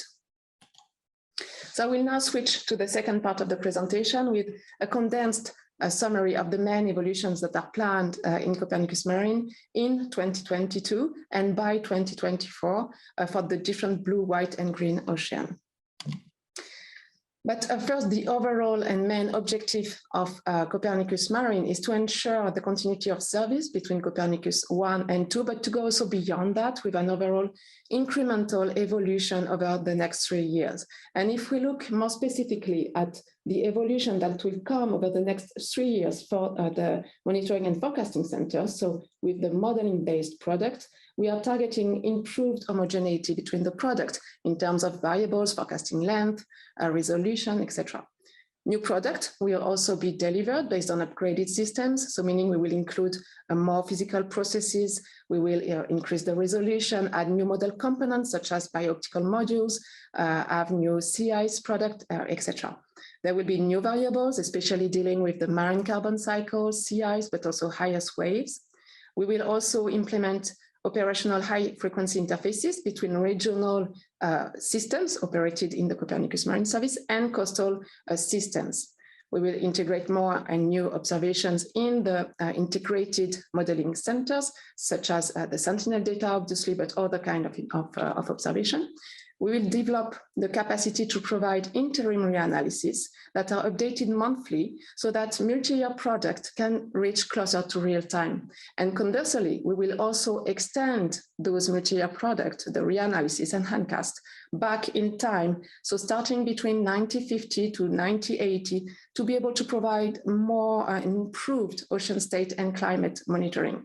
And we'll also provide monthly climatologies for all variables delivered in multi-year product. And this is informed by user needs.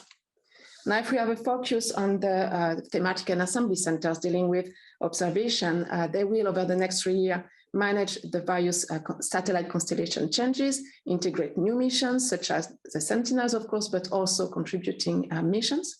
They will provide new products such as reprocessed tie gauge data at the global scale, high resolution, altimetric sea level and waves, dynamic topography. They will provide new variables, for instance, primary production in regional reprocessed ocean color satellite observation, sea ice thickness in the Southern Ocean, the carbonate system, etc. They will upgrade the product, for instance, providing sea ice product at the pan-Arctic scale. They will improve the quality of the product and the derivate. That includes upgraded algorithm at all the scales. They will ingest and quality control more and more in-situ data, especially so for the coastal ocean, the Arctic, for biogeochemistry.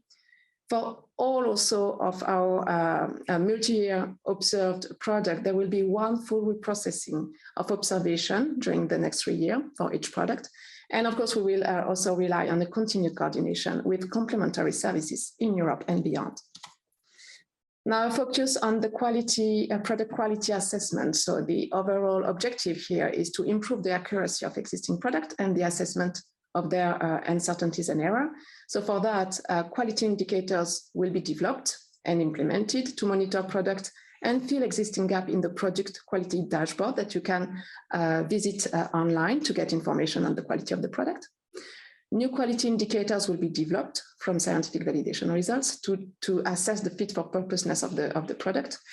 Regarding the quality information, it's summarized into reference documents that we call QIDs, with a detailed validation per variable, with a summary of strengths and weaknesses, and also with estimated accuracy numbers that are provided in synthetic quality overviews. And over the next 3 years, there will be a joint development of the synthetic quality overviews and of the product quality dashboard to move towards an interactive access to quality summaries, together with recent updates of quality indicators for each product and each parameter. And finally, regarding the assessment of long-term series of ocean essential climate variables, that will evolve to follow a process that is agreed by all Copernicus services. So I will end with a more focused view, snapshot of the main evolution that will come up at the end of this year, so by the end of 2022, and starting with the blue ocean. So we will, regarding the model, include more high-frequency processes in all regional modeling systems, so explicit representation of tides, a better representation of storm surges, more coupling with wave models. We will start delivering data at much higher frequencies, so 15-minute instantaneous data for sea level and for surface currents. And we will provide new variables such as highest waves, vertical velocities in the ocean, air sea fluxes, and so on. We will also include Sentinel-6 data in the wave and sea level satellite-based product. And there will be new satellite-derived product. And you have a few examples here for satellite altimetry at high resolution, sea surface salinity from SMOS, sea surface new product for sea surface temperature, and regarding surface winds, new graded hourly bias-corrected product in real-time and in reprocessed mode. And finally, we will provide the first release of a reprocessed tie gauge sea level hourly product. For the green ocean, there will be a global and regional reprocessing of the ocean color data from Sentinel-3 OCHI data. We will update also the regional chlorophyll and phytoplankton functional types. So an update of the algorithm. We will provide more information with this variable, including in near real time and with uncertainties. There will be also new variables that will be provided. And an example of that is the pH, the alkalinity, surface dissolved inorganic carbon, etc.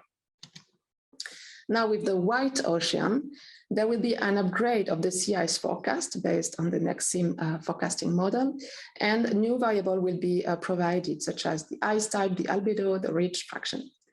For satellite observation, we will integrate Sentinel-1C and RadarSat mission. We will provide automated high-resolution ice charts based on computational neural network model. The sea ice concentration product will cover the entire Arctic Ocean, and for the iceberg, there will be an improvement in the quality with ship removal. And finally, there will be new product also for the Arctic sea and ice surface temperature. So to conclude with this overview of the evolution of the product offer in Copernicus Marine Service over the next 3 years, I would like to highlight again the essential role of the different R&D tiers of activity to stay at the state of the art and responsive to user needs. And in that matter, we receive also guidance by the Copernicus Marine International Scientific and Technical Advisory Committee. Over the next 3 years, you will have evolving offer with new product, new variables, upgraded quality of the product, temporal extension of the product. And again, if you want to know more, please go and visit the booth by all our production centers. All those evolutions will be managed through a series of formal reviews that will allow to go from tier 1 R&D to operations and taking into account user needs. And we will have 3 major releases over the next 3 years, 1 per year in November. Thank you.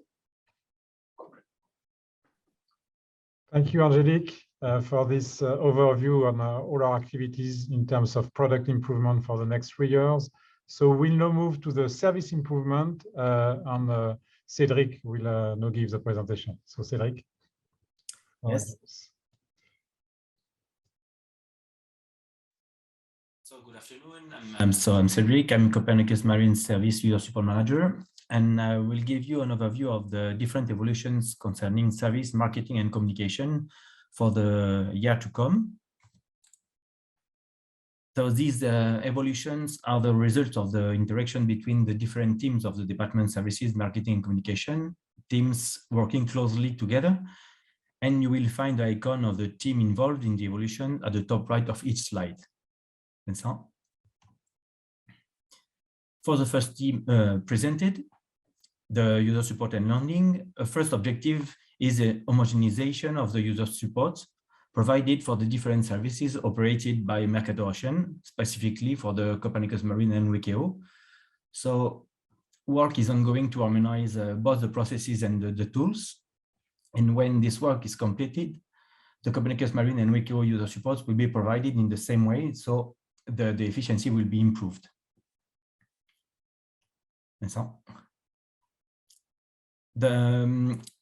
Concerning the collection and the processing on user feedback, the users will be able to share their opinion and feedback through the chat tool. And the first analysis will be done automatically, and before a more in-depth analysis by the dedicated team. So this, with the objective of a more user-driven service, we will implement this tool this year in the chat to collect more efficiently the feedback. Then about moving toward, we are going to move toward the signal sign-on. So the aim is for a user to be able to connect to different Copernicus services using a unique identifier. So actions to get this point will start, but there's no definite date for production to begin. And of course, there is as well an objective to maintain the level of satisfaction of our user following the exchanges with the user support. For the moment, it's 4.7/5. And so we will continue to provide clear and useful articles in the help center to favorite the self-serve support. We will answer quickly and efficiently to user questions, of course, and we will keep users informed of operational issues so that can optimize their downstream application. And of course, many other regular actions to meet new needs of the users.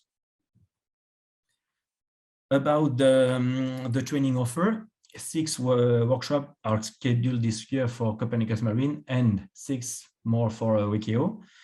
There will be a regional for the Copernicus Marine with the Baltic, Arctic, Mediterranean, Northern Shelf, Iberian, Biscay Island, and Black Sea areas, and more thematic for WKO with renewable energy, coastal zones, tourism, EU Green Deal, new products and use cases. And a joint event is as well planned in April, the Marine Hack for Africa. To complete the regular training offer, the capacity development offer will be expanded with the following objective. So for the Copernicus Marine Service, they collaborate to MOOC courses and hackathons. imagine new training events format for major accounts, create adapted material, and for WIKIO, define an offer for universities and hackathon organizers, improve the visibility of existing training material, and create new content with different user levels. Regarding the front-end tools now, to align our offer and updates with targeted community needs, different projects are planned. So we will develop a new catalog display with filter per EU directives and with releases every year. We will add the ocean monitoring indicators in the full catalog. We will create dashboards per blue markets. We will start with the policy, Arctic and coastal. And we will link the product quality dashboard and the catalog. To focus on a specific front-end tool, the viewers. So as Laurence said, there are three viewers, Learn, Light, and Pro. So different steps are foreseen. So for the Mission Learn, the look and feel will be adapted to the Earth Null School, and it will be directly linked to the data. There will be as well evolution towards a MyOcean 2 with more educational content. For the MyOcean Light and Pro, regular developments are planned, integrated subset and download. This feature is available since yesterday. New functionalities, etc. And we will go towards a version compatible with DataCube capacities. About to switch to the team portfolio and market intelligence, various upgrades are expected in the portfolio management and evolution. So there will be a new offer in a nutshell web section.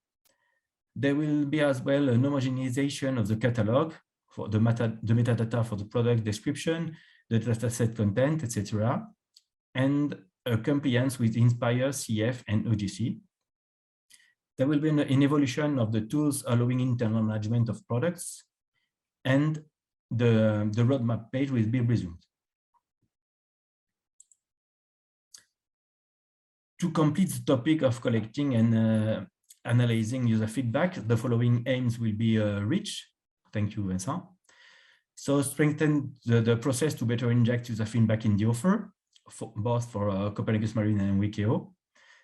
We will centralize and animate user feedback through groups or survey, workshop, and production with the production centers. An annual report which synthesizes user feedback will be published. And we will use new feedback management tool, as I told before, which be implemented on the Copernicus Marine and WIKIO web portal in the chat. Next, thank you. To switch on major accounts and environmental policy, the following topics will be covered. So liaise with the international organization in the context of the Decade of the Oceans. So the United Nations Environment Programme and affiliates will the partnership will be consolidated to collect of needs and to collect needs and provide for monitoring indicators and ocean products to feed the GMES Oceans and WESR platform. We will work with groups of MSFD, WFD, and maritime spatial planning to understand the needs and identify of how Copernicus Marine can help. And about the regional conventions, we will concretize the Copernicus Marine Service contribution to the quality state reports. Next, yes, this one. About the, now we move to the user acquisition strategy. So we will ensure that the number of visitors to the website continues to grow using a paid campaign and search engine optimization actions, with the objective of converting them into the Copernicus Marine Service users. Actions are as well planned on the use cases. So for the Copernicus Marine Service, we will publish new use cases on the dedicated web page, and for WIKIO, we'll implement use cases web page, which not exists for the moment. Next one, yes. If we now consider the market development strategy, 5 different items. So we'll launch a user engagement call for tender to increase the Copernicus Marine user uptake. It will be in May. We will strengthen collaboration with member states through FPCAP, with OSPAR, and with specific organizations and programs, for example, the GMES and Africa, to meet African needs and reinforce cooperation and international visibility of the Copernicus Marine Service. We will as well publish an annual Copernicus data uptake public report with all main user KPIs about download, about loyalty and behavior on the website, etc. Thank you. And we will continue to address communication and build dedicated events on the economic blue sectors with specific partnerships with consortium in order to reach blue communities and meet their needs. To focus on 2022, there will so in 2022 we'll focus on the 3 blue sectors. So we will find we'll see at the bottom of the slide the 3 save the date.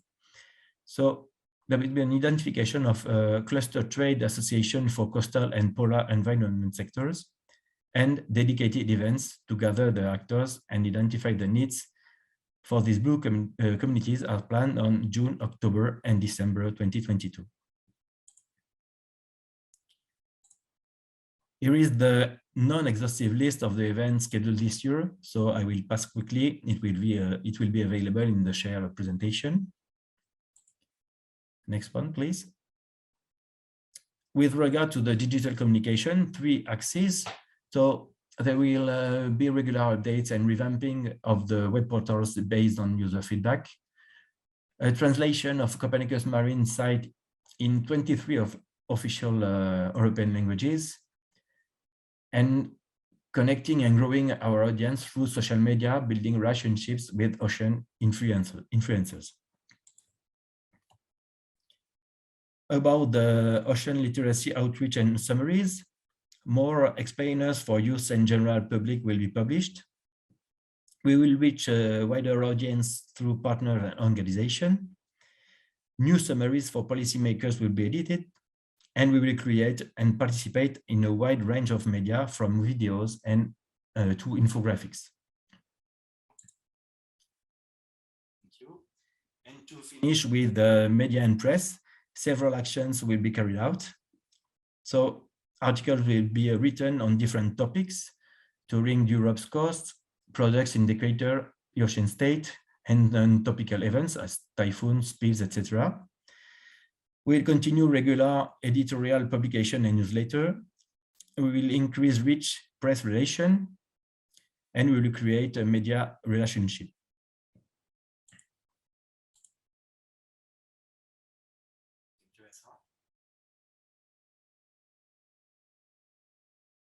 The next one? No?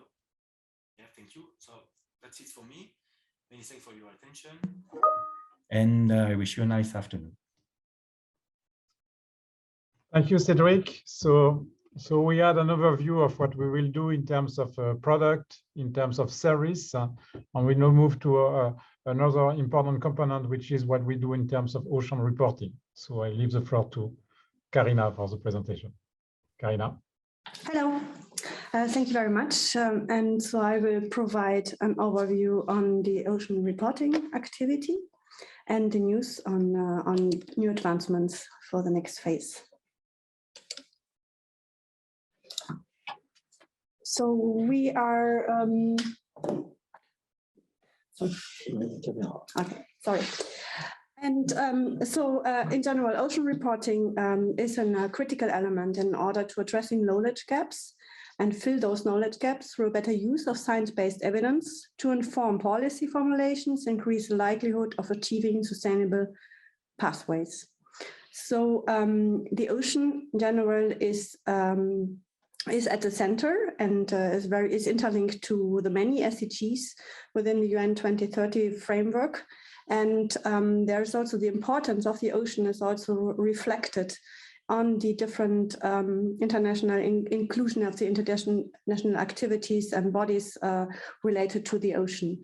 So particularly the UN Decade of Ocean Science for Sustainable Development is aiming to overcome the challenges to create more holistic and also integrated approaches for managing the shared ocean resources of the Blue Planet, anchored by decade-long efforts. So the aim is with the activities of the Copernicus Marine Ocean Reporting and its refined strategy, which will now take place for the Copernicus Ocean Reporting Framework in reply to the increasing needs of European and international level for the science-based evidence for variations and changes in the marine environment. So this activity of the Ocean State Report, of the Copernicus Ocean State Report, has been launched in the year 2015. And since then, there is a continuous provision of different regular ocean reporting with annual releases of main reports and also summaries of these outcomes. Currently, we are in the 6th cycle of the Ocean State Report, which is on its way for being finalized. And we have launched already the activity on the 7th cycle. So this work is particularly anchored by the support of more than 150 scientific experts around Europe and outside international scale, and with contributions from many European institutions and also international institutions, and is a fundamental step forward into the development of regular Copernicus ocean reporting. So coming back to this aspect of knowledge transfer, so there are different tools which act here in order to reply to the need of ocean reporting and to stay up with a current approach in order to reply to those needs. This includes, based on a different various Copernicus data, of course, from the Copernicus Marine Service, but also, for example, from the Climate Change Service, is the establishment of science-based, peer-reviewed information, as introduced before on the main Ocean State Report, a collaborative approach through a summary which considers, on the one hand, information from the main scientific report, but also from so-called ocean monitoring indicators to achieve the document which is reaching out for a wider audience. So this is done with the publication of the report with the indicators and this summary for policymakers, and particularly the regular updates of ocean monitoring indicators is aiming also to simplify and communicate complex changes in the ocean to decision makers, policy and agencies, stakeholders for sustainable development, but also for the public. So the refinements included here for the strategy of the Ocean State Report is their collaboration with many supporters is 5 new goals. So to provide decision and policy relevant reports, to provide internal and other scientific and technical stakeholders a high quality peer reviewed pathway, and also to update information on ongoing and new ocean monitoring indicators. The goal 3 is to provide on an annual basis a synopsis of the state of the ocean, and also with specific articles on interesting events for a target year. For the goal 4 is to provide incremental updates for the improved understanding of the ocean state, including for policy and for the relevance to society. An approach we had also implemented earlier and we want to further foster with the upcoming cycles, and the goal 5 to provide regular scientific reviews on the suite of indicators. So the organization has also been refined, so there are still elements which have been proven of success and will maintain the further development of the Ocean State Report activity. So there's a coordination part and an editorial independent board in collaboration with the journal.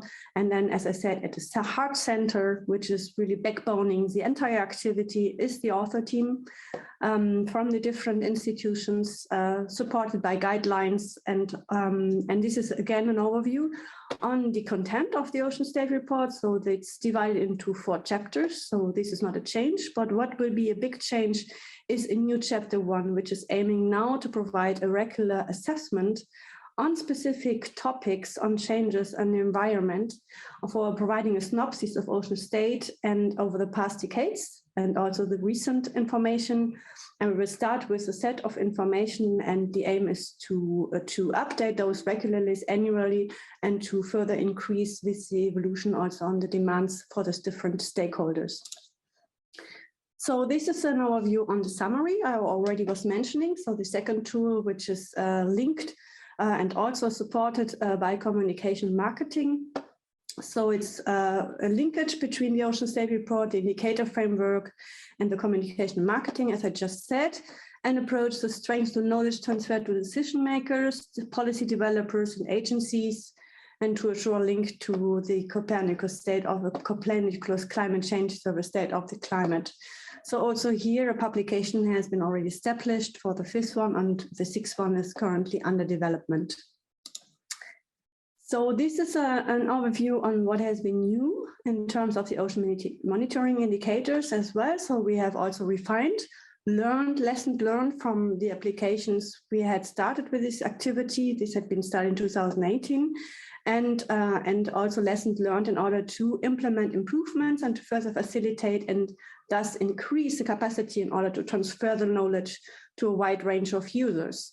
So the idea is also to refine the definition. So what is an indicator? An indicator is a simple, easy to understand tool to describe, measure, and monitor a complex ocean phenomenon. And it may change globally to locally at different timescales and can be used for ocean literacy, to build a sustainable ocean observing system for holistic scientific assessment and stewardship. So specifications had been implemented for Copernicus ocean monitoring indicators to assure science integrity. And this is particularly done through the Ocean State Report in order to assure peer-reviewed methodology descriptions before those indicators go online, go live. And then we have the strategy to further evolve with increased need for regular ocean reporting and corresponding activities. There's, for example, an international indicator task team under the framework of IOC GOOSE, which is aiming at strengthening the linkage to the Ocean State Report and its summary, particularly also with this new chapter in the Copernicus Ocean State Report. So it's just also an example of past success and continued success in terms of use of these indicators, a specific example for a specific stakeholder in the context of sustainable development and policy reporting. This is a transition we are in collaboration with the EEA for specific indicators touching SDG 14, particularly SDG 14.1 and SDG 14.3. For eutrophication and acidification, and which go directly to Eurostat in support of their reporting into the UN 2030 Sustainable Development Goal target reporting activities. So these are the examples here on how this had been implemented, and we are about to provide the next updates for this and to extend also the indicator. So we are at additional one. And so we just come to the end to provide you the overall tool as a final slide, showing here information provided as a science-based backbone by so many authors on a peer-reviewed process, and also an editorial board with strongly supporting. This is then in a comprehensive and interface work with also communication and marketing transferred to in a visual and clear information to reach a wider audience, and together with the ocean monitoring indicators, providing a tool which can, amongst others, for example, assure that we support with the data and scientific information a pathway to a sustainable future. Thank you very much. Thank you, Karina. So this ends this session, which was dealing with evolution of our activity for the next 3 years. Just because there was a question on this, we will, of course, make all the presentation available after this event, so you will have the capability to go back to all the different details. So it's now time to move to the first roundtable. I mean, the first roundtable will be chaired by Antonio. So Antonio, I leave you the floor directly. Thank you, Pierre. Good afternoon, ladies and gentlemen, and welcome to this second roundtable that will give you a glimpse into the future of Copernicus Marine observation. It's my pleasure to have today with us the representative of the organization with whom we work together regularly to ensure that observations are always state-of-the-art and correctly flowing toward the service. So I welcome Estelle Obligis, Marine Application Manager at EUMETSAT. Good morning, Estelle. Good afternoon, Estelle. Good afternoon. Craig Donlon, the head of Earth Surfaces and Interior Section at the European Space Agency and principal investigator for Ocean and Ice. Hi, Craig. Yeah. Hi, good afternoon. Good afternoon. Inga Lips, Secretary General of Aerobus. Good afternoon, Inga. And Erik Steen Andersen, responsible for the cross-cutting coordination of the Copernicus in-situ component. So, as agenda is quite tight and time is running, I will quickly start with the first round of questions for our speakers. We start with the space component.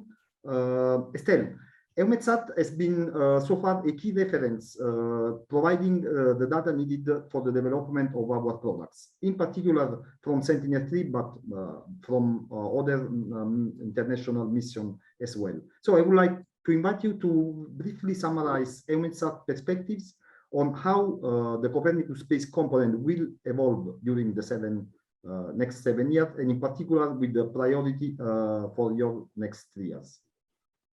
Okay, thank you very much, Antonio. So first, we'll be the provider of reference products for operational oceanography. This is very important. We started already with altimetry with the Sentinel-6A mission.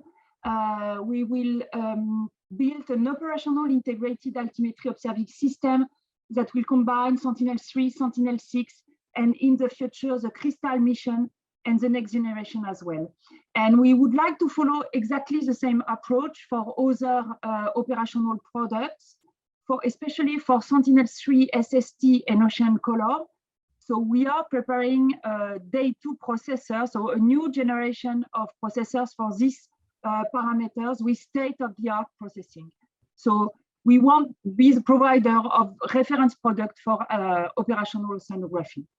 Of course, we will maintain and reinforce the link with CMEMS as key source of requirements for our ocean products. This is very important in terms of development of new products, of improvement of our products, how we should perform our reprocessing campaign and so on. An important objective for the coming years is also the development of a Copernicus system vicarious calibration for Ocean Color missions. So this system will support the Ocean Color missions for the 20 coming years. We have started already with preliminary design study, site studies, and very soon in 2022, we will start a detailed design study. We will, of course, further develop access to and use of third-party data by CMEMS. And finally, all these activities in the coming years will be supported by WIKEO. So WIKEO is a reference service provided by EUMETSAT, ECMWF, and Mercator Ocean, and it will be used for access to environmental data, virtual processing environments, and skilled user support. Thank you very much, Estelle. I'm sure that our partners will be really interested in planning the uptake of the evolution that you mentioned, and we will be glad to provide you requirements or guidance on this evolution. Well, on a similar spirit, ESA provides unique satellite data from many missions. Among the others, I can mention Sentinel-1, which is the backbone of our CI thematic assembly center and wave assembly center. So, Craig, again, I would like to invite you to tell us a bit about ESA priority to improve the Copernicus space component in next 7 years, with priority for the next 3 years, of course. Thank you. Well, just building on Estelle's views there, we have EUMETSAT operating and delivering data. and we have you guys in CMEMS exploiting the data in all the wonderful ways that were discussed in the previous talks today. It's quite astounding to think where we started from and where CMEMS is now as a real global integrator and a global force supporting policymakers right the way down to people who are working and living with the ocean.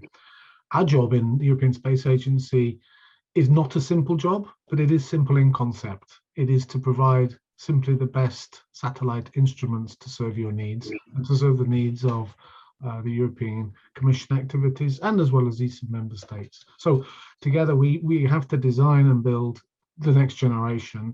And of course, in the expansion missions that are taking shape right now, that's exactly what we're doing. If we're looking at measuring CO2 in the atmosphere from the CO2M mission, which will have a bearing on how we start to work with the ocean. The ocean breathes CO2, and so these kind of measurements are critical.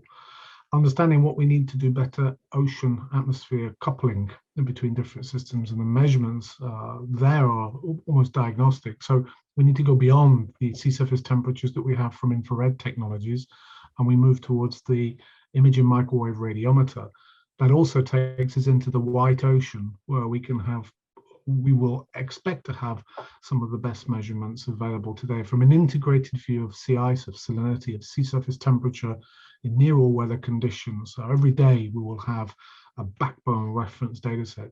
If you then couple that with today's altimetry and tomorrow's altimetry, including crystal, the combination of the sea surface temperature, salinity from simmer, together with the altimetry, will give you the best ever representation of what the ocean is doing. Assimilate that within an ocean model, such as the cutting edge tools that you have within CMEM systems, and we really have an astounding potential for excellent forecasting. So I think Europe as a team Europe, working together with all the major players, CMEMS is where it happens. It's the melting pot, and it's where the rubber hits the road. And it's through this kind of activity that we can gain huge benefit. So I didn't talk about all the missions because the next generation of spacecraft to follow on to provide continuity to Sentinel-3 altimetry for Sentinel-3 optical from the ALTSI and from the SLSTR missions, providing the core data sets for biology in the green ocean. We're starting to work immediately on those now. So there's an enormous amount going on in support of what you're doing and what we're all trying to achieve within Copernicus and CMEMS within the European Space Agency. Thank you very much, Craig. Yes, I'm sure that we will have very interesting discussion and interaction in the future to make sure that all what you were telling us will be your benefit for our products. Keeping on the interaction, Mercator Ocean has so far set up regular interaction with this EUMETSAT to organize the links between the space component of Copernicus and the marine service. I would like each of you to leave a very quick suggestion of how these links should evolve in the next years, or if you have identified a challenge or an issue that should be tackled. Or we can start with Craig. Please. So I think we have a very good relationship. We try to include representatives from the services in our mission advisory groups that provide us the information and advice we need to meet requirements. And so we embed ourselves there, and we try to keep ourselves involved through the STAC activities, the Science and Technical Advisory Committee, as well as participate in missions, meetings like this, and use the data in our specifications and in our daily work. So we try to keep together and keep abreast of what's going on. And with Estelle and EUMETSAT, we work hand in hand. I wouldn't say hand in glove, because sometimes the glove is on one hand and then sometimes it's on the other hand. So we work hand in hand to make sure that we deliver what you need. It's a big job. It includes an enormous number of people and the best industries in the world to build, launch and operate the spacecraft that you need to do your job. Thank you, Craig. Estelle, I talked about this. Yes, so first of all, I would say that we had an excellent collaboration these last months and years, and of course, we plan to continue. This is key, you know, the link between this space component and service component is really key for the success of the Copernicus program. So this is very important. We have regular interaction together. We have formal meetings twice a year. We call operational coordination working group, where we discuss and we define together how which product we should develop, for which purposes and so on. And this is very, very useful. We would like to develop more and more the availability of aspirational products through the WCAO platform. So we have started already and share it with you and with our key users in advance before operational implementation to get your feedback and to be sure that we develop fit for purpose products. So this is an important aspect that we want to develop in the future. Always improve, of course, our service to users in terms of data access, hosting, processing, and skilled user support. This is key. And the big challenge, of course, for the coming years will be to continue to operate Sentinel-3 missions and Sentinel-6 as well, with the level of service that we have today, that is excellent, to prepare the launch of the recurrent units. So we will have Sentinel-3C, D, and Sentinel-6B, and at the same time to prepare the next generation and the high priority Copernicus mission. So a lot of things to do. Will be very easy, but very happy to do this with all of you. Thank you, Estelle. It looks that we will have to meet very regularly in the coming years to take on all these challenges, but we are ready to this. So let's move now into the ocean depths, where in-situ data from a wide range of sensors are providing unique information to the Copernicus Marine service. As you may know, in-situ networks are in general managed by member state and international bodies, which make data available to the Copernicus services by agreement. Given the extent and complexity at European and international level of this network, the Copernicus Marine Service welcomed the establishment of a European Ocean Observing System Framework, EOS, aiming at a better coordinated European ocean observing capacity. So, Inga, could you summarize on one side what could bring EOS to the Copernicus Marine Service, and on the other one, how we could contribute to EOS? Please, the ground is yours. Thank you. So I would start with that we all know that to better understand the whole ocean system, the delivery of timely information about the state of ocean is getting more and more important. And we heard today, and we know that Copernicus Marine Service is providing regular and systematic information on the state of the ocean on global and regional scale, and this is really important task to do. But it's also important to recognize that the quality and also hence the broad use of these products and services depends very much on the in-situ data availability, and hence also the in-situ ocean observing sustainability. And so what is that EOS can bring to Copernicus Marine Service is that EOS is a framework that integrates Europe's ocean observing communities and works towards collaboration and coordination between different sectors at national level to facilitate the information sharing between multiple organizations, either operating or supporting or maintaining ocean observing and monitoring infrastructures in each member state. EOS is currently also facilitating the formation of national ocean observing committees to unite all different sectors collecting ocean data in these nations. And at the same time, we also work towards a common reporting system where all ocean measurements related activities in member states could be shared and observing efforts monitored in real time.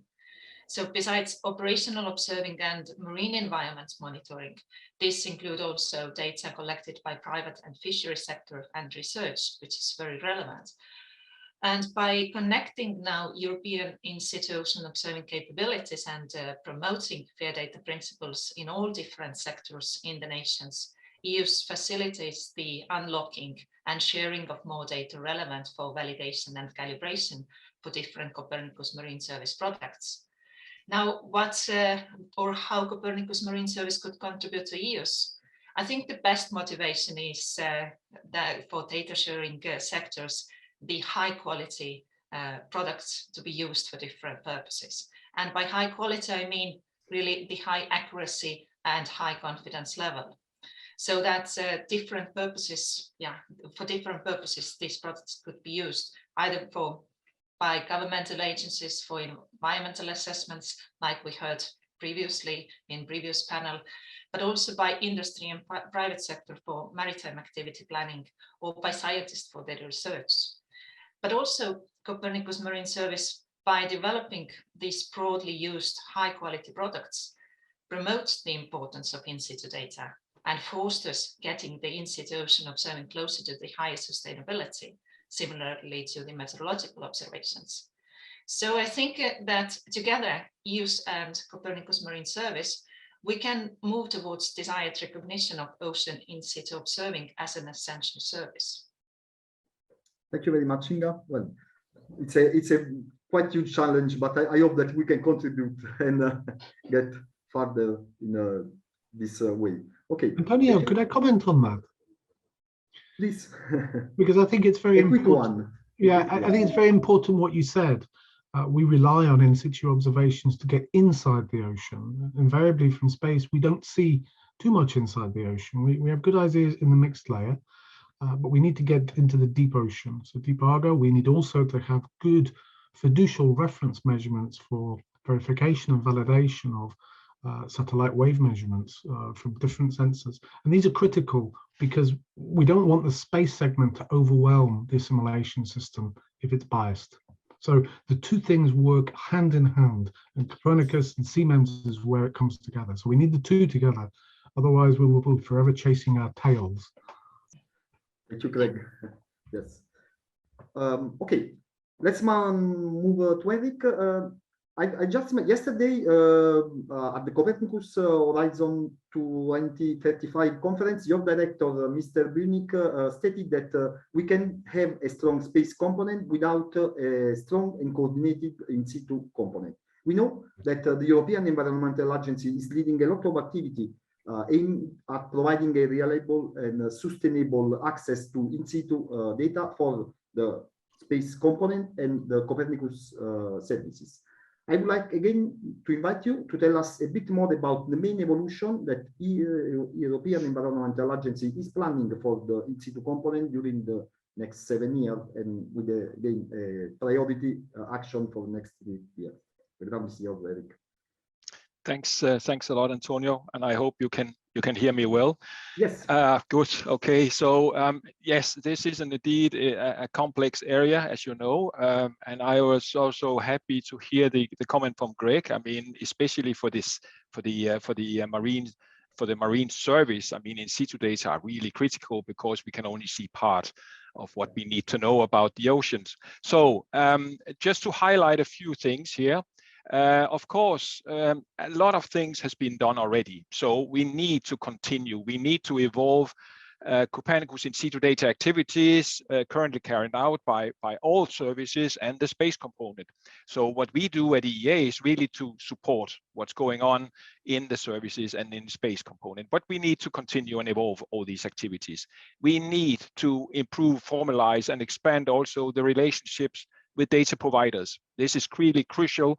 We have been developing these relationships a lot during the last 7 years, and we will continue to do so.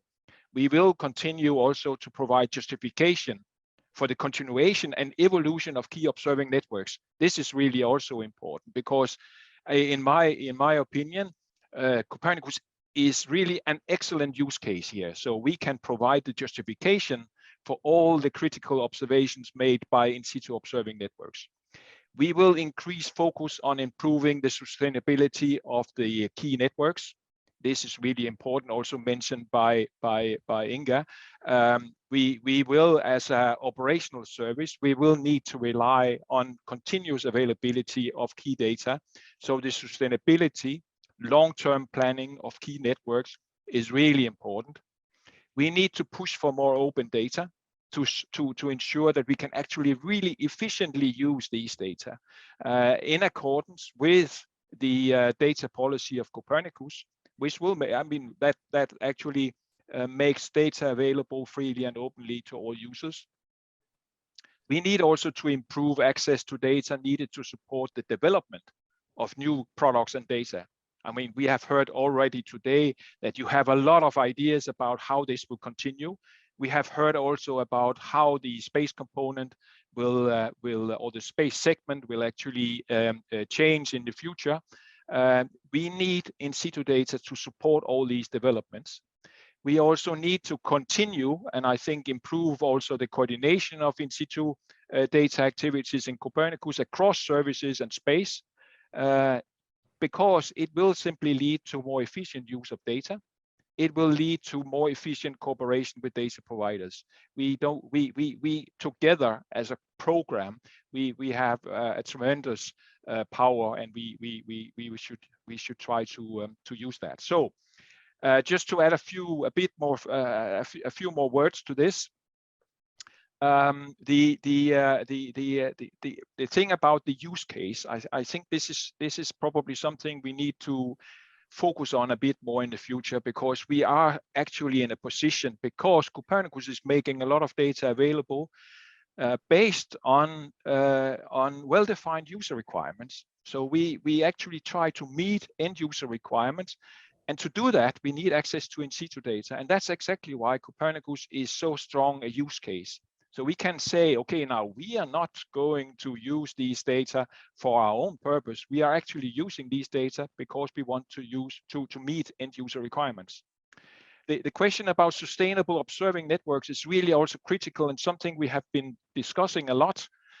Just to mention a few key things for key issues for the Marine Service. We need to find a way to ensure the continuity of key networks like Argo, the Argo missions. We also, Inga talked about Eurogoose. We need to focus on Eurogoose and the ruses. We also need to ensure the continuation and evolution of really important EU initiatives. We have heard about EMODNet, really important. We have heard about European research infrastructures. Again, the word here is research, and of course it implies some kind of uncertainty, but again, it's clear that Copernicus is really dependent on information from these research infrastructures. So we need to find a way to ensure the sustainability. We need to look at funding mechanisms at national level, at EU level, and we need also and we can provide a justification for new investments.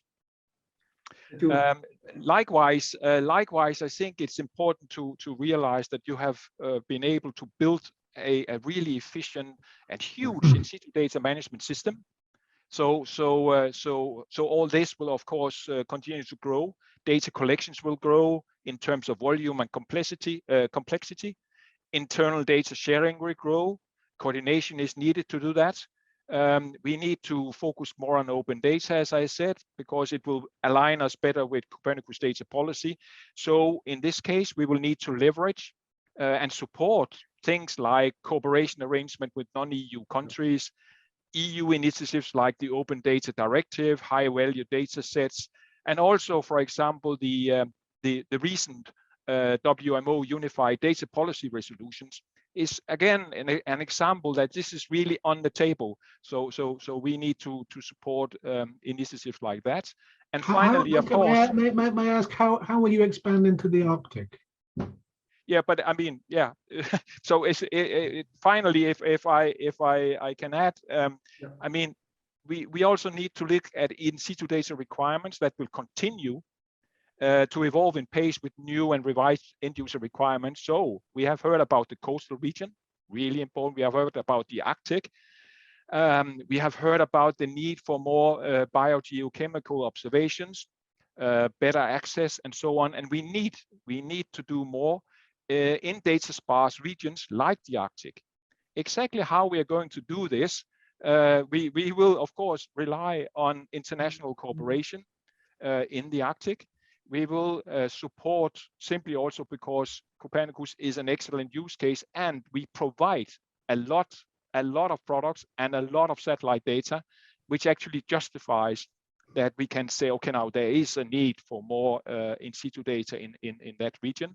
And also, and finally, and you mentioned that also, Greg, I mean that there will be new satellite missions, and we need to find a way to combine the need for in-situ data and fiducial reference measurements directly with the design of these new missions. So we know from the start what kind of observations we will need to actually exploit the satellite data fully. So this is of course something we can do inside the Copernicus program, and I hope we will. Thank you. Thank you very much, Eric. You pointed that very interesting subject that I'm sure we will have time to discuss in future. Unfortunately, now time is run a bit short. I think we should leave the ground to the next round table. I would like, before, to thanks again all of you for your very interesting insight on what we will have in the future from the space and in situ component of Copernicus. Thank you again, and I leave you the ground to Pierre that will introduce us to the next roundtable. Thank you again, and good afternoon. Thank you, Antonio. So after this very interesting roundtable on an essential component of the service, so we now move to another one, which is as important, which is dealing with how we work with and for the other Copernicus services on EMONET. This was briefly presented today, and we have time here for discuss this. And we have a very nice panel here of speakers. So Jean-Noël Tepo from ICMWF, Vincent Ripoche from ICMWF, Carlo Pontempo from ICMWF, Hans Duformont, EEA, Peter Salomon from GRC, and Kate Lerkin for EMONET. So I hope we'll have a nice discussion on the different topic of interaction that we really want to develop together. So I will ask all the speakers to put their microphone on camera. I think everybody is here. Yes. Okay. So maybe to start this roundtable, it would be good that each of you gives a brief overview on what you plan to do for the next 7 years, with maybe focusing on for the next 3 years, just to give us a good understanding on your main priorities. So maybe starting with you, Jean-Noël, as an overview for ECMWF activity, as we all know that ECMWF is involved in several important services, and we'll have the detail then for the climate and atmospheric and CO2. So Jean-Noël? Yes, thank you. Can you hear me? Yes, very well. Okay, thank you very much. And sorry, I realize I'm the only one not having the right background. I forgot to put it up. So it's fine. but Carlo and Vincent are doing better than I do. Anyway, yes, maybe a few words, and then Carlo and Vincent will give the details of the plans for C3S and CAMS respectively.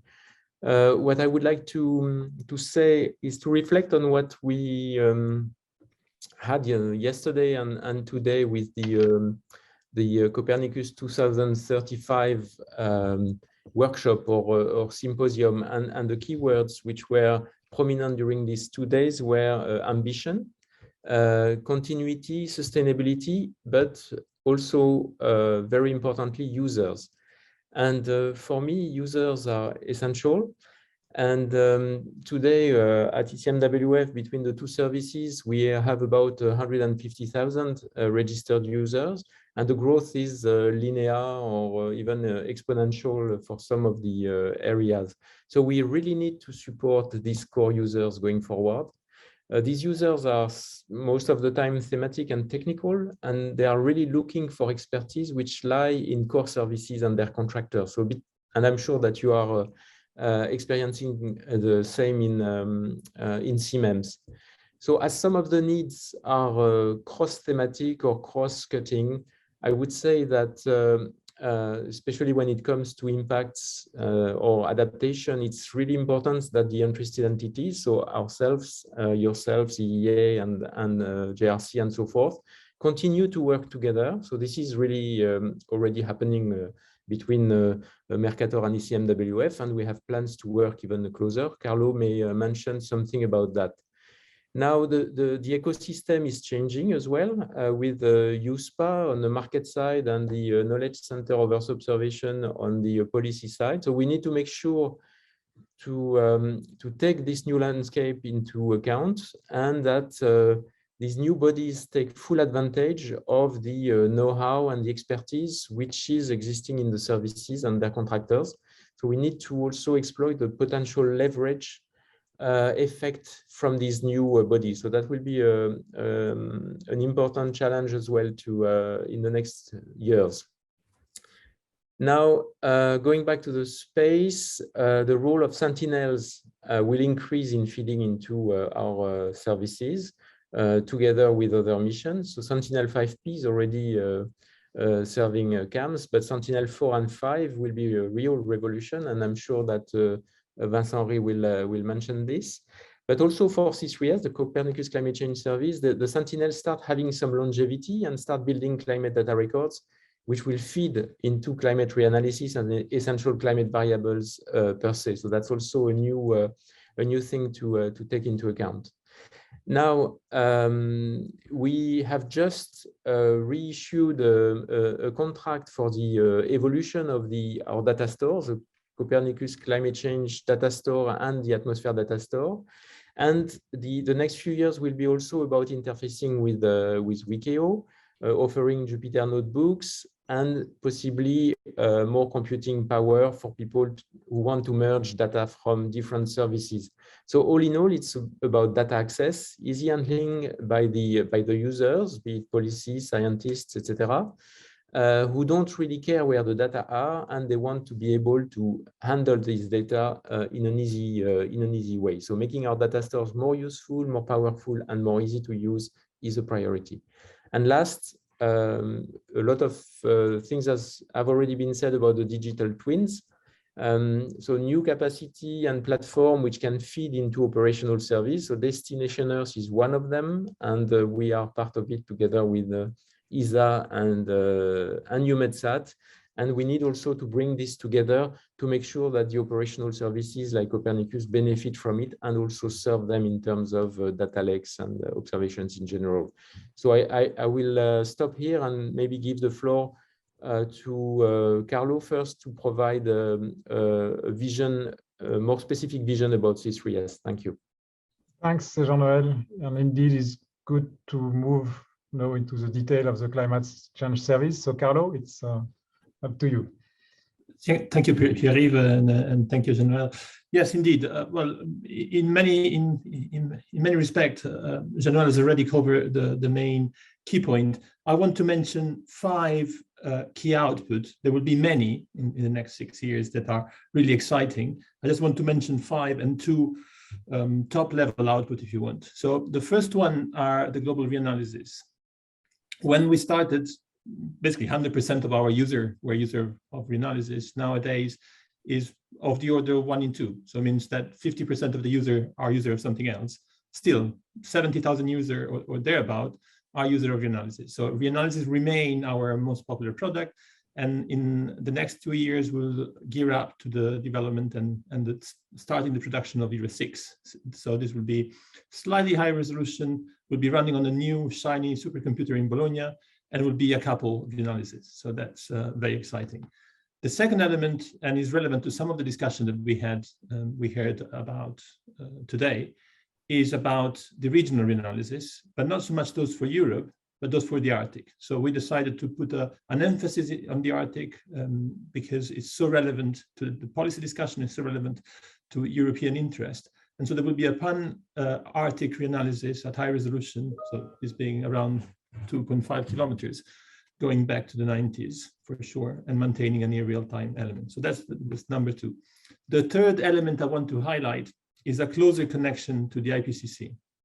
So we have seen the release of the Working Group 1 report last summer, and the reanalysis were very prominent there. But there was also another little bit of a revolution in this IPCC report, which were the climate atlases. So that's an interactive way of dealing with climate information. And we want to capitalize on what has been done within the data store and build stronger linkages between the climate atlases and the data store and the whole Copernicus infrastructure. The 4 elements are the applications, and Jean-Noël covered this quite nicely, because really what we want to do is to lower the barrier for applications for the user. So the having a stronger connection with WCAO is definitely one part of that exercise, as it is to open up the mechanism, involve Jupyter notebooks, involve other tools that have been developed since the data store opened the door. The last point is about ECVs. So at the moment, we provide access to climate data record for 22 ECVs. We believe that the science is mature to extend this, probably in the lower 30s. And we want to, in particular, focus on land and in particular focus on the Arctic. So permafrost is certainly one of our priority, and we'll try to see, is not, you said to focus on the next 2-3 years. This probably will come later than that, but it's certainly very important in our agenda. Two elements more, the top level output that I want to mention, and then I stop.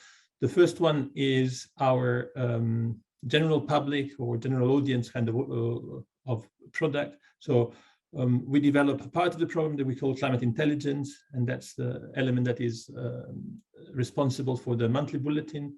That has been a very prominent output of the program. And the other is the European State of the Climate. And on the European State of the Climate, as you know, we have collaborated very closely, and we want to continue in that collaboration and strengthening even further our connection with WMO and the global state of the climate report. Final point is user engagement. So this is one element we actually maintain and preserved and actually expanded, invested on in Copernicus 2.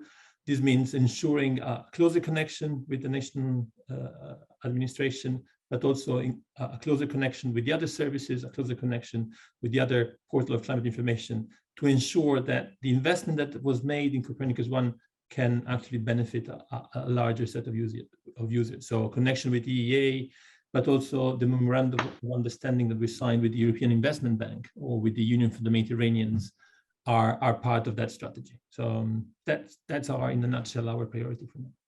Thanks, Carlo. Lots of activities and lots of plans. Good to see. That's very active plan. I'm sure Vincent-Henri will have many things to say as well, because he's in charge of the atmospheric survey monitoring service, but also we're running this new anthropogenic CO2 monitoring service. So, but Vincent-Henri, the floor is yours to explain the plans for these two components.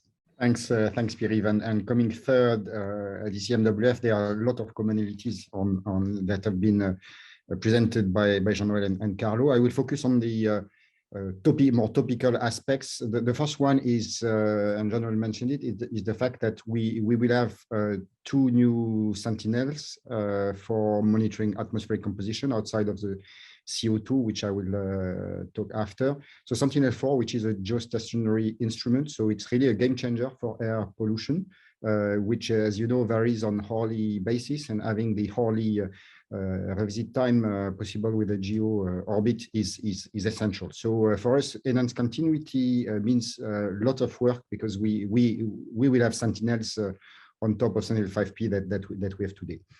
Something that we've launched already, and we hope is something that could be of interest also for many services, is a so-called National Collaboration Program, which is to organize the handshaking with especially core users in member states to dovetail the activities at European level, Copernicus level, and what is done at national level. And when you see that there is a volcano, for instance, now with the visibility of Copernicus, immediately journalists will come to Copernicus, creating possibly issues with the national authorities. So we really need to work more at this interface, and the program that we are launching is to work on downscaling activities to really have a smooth transition from what we can provide at European scale with what is done at national scale, but it goes also into cross-validation of products, building on the expertise that exists at national level,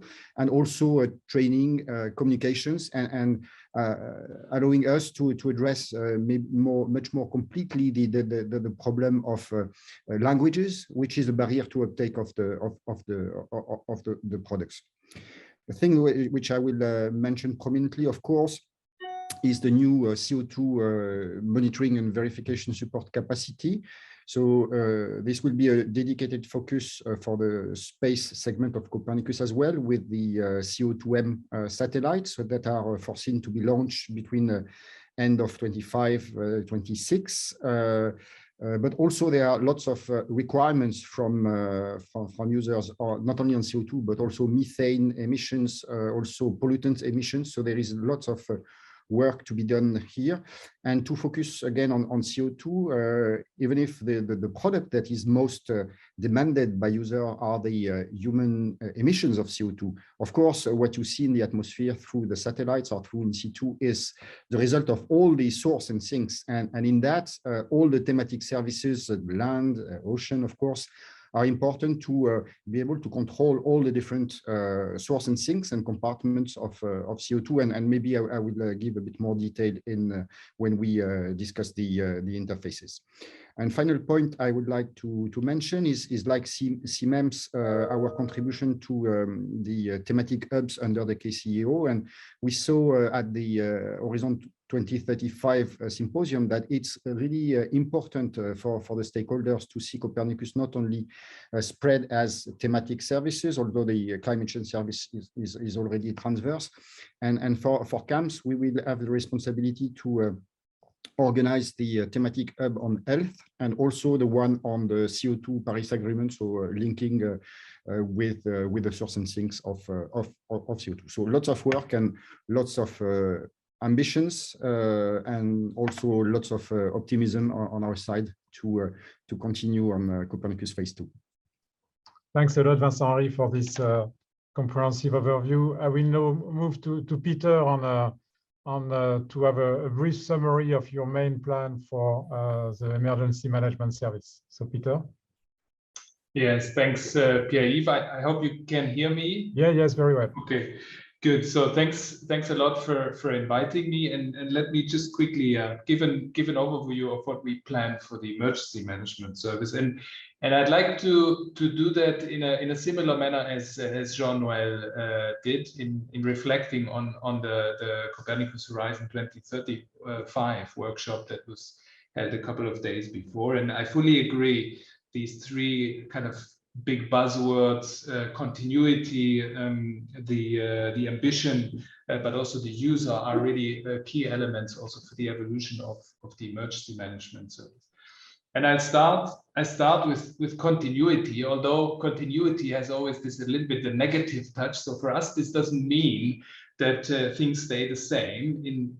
On the contrary, it means that we evolve existing components that are already highly used by many of the civil protection throughout Europe. Many of the authorities, they are fully integrated into their working procedures and workflows, and we have a great responsibility in maintaining those and also improving those. Now, how do we evolve? How do we plan to evolve these tools that we have within EMS?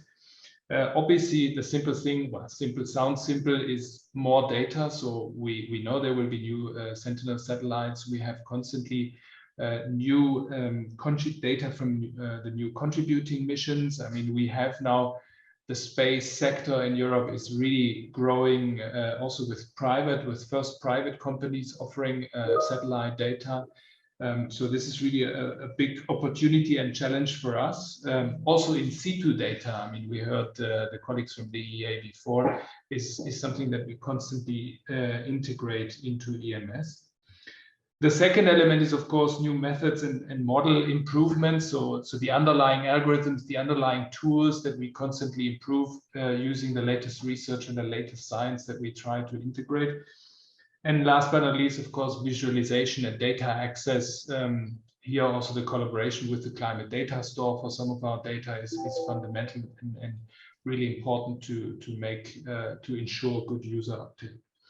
And last but not least, for the evolution, of course, we do also look at synergies with other services. This is fundamental. I think we'll come back to that in the second question. So C3S in particular, but also CMEMS, land, in situ are really key partners for the emergency management service.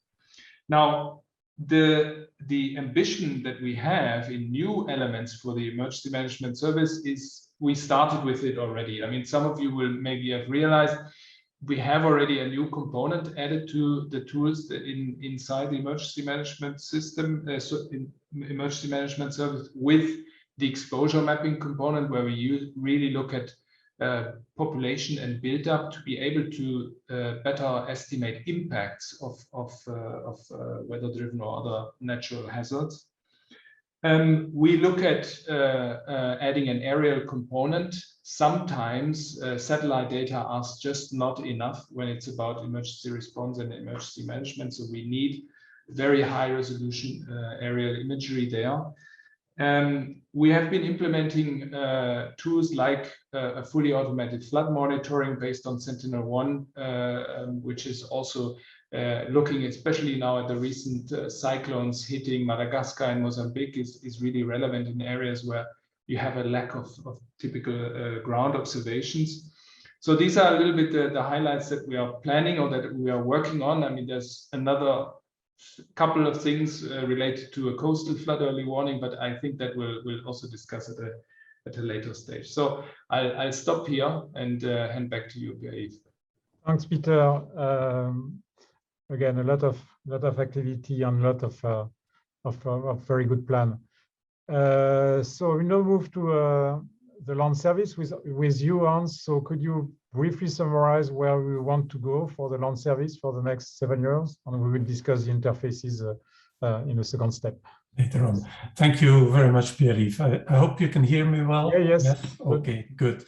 Well, for the CLMS, of course, it starts getting boring, but emphasizing the continuity of the service is obviously also a prime objective in our case, because at the end of the day, what we want to do is monitoring change over time. And so building up and continuing these time series in a very consistent way is quite an important aspect, I would say.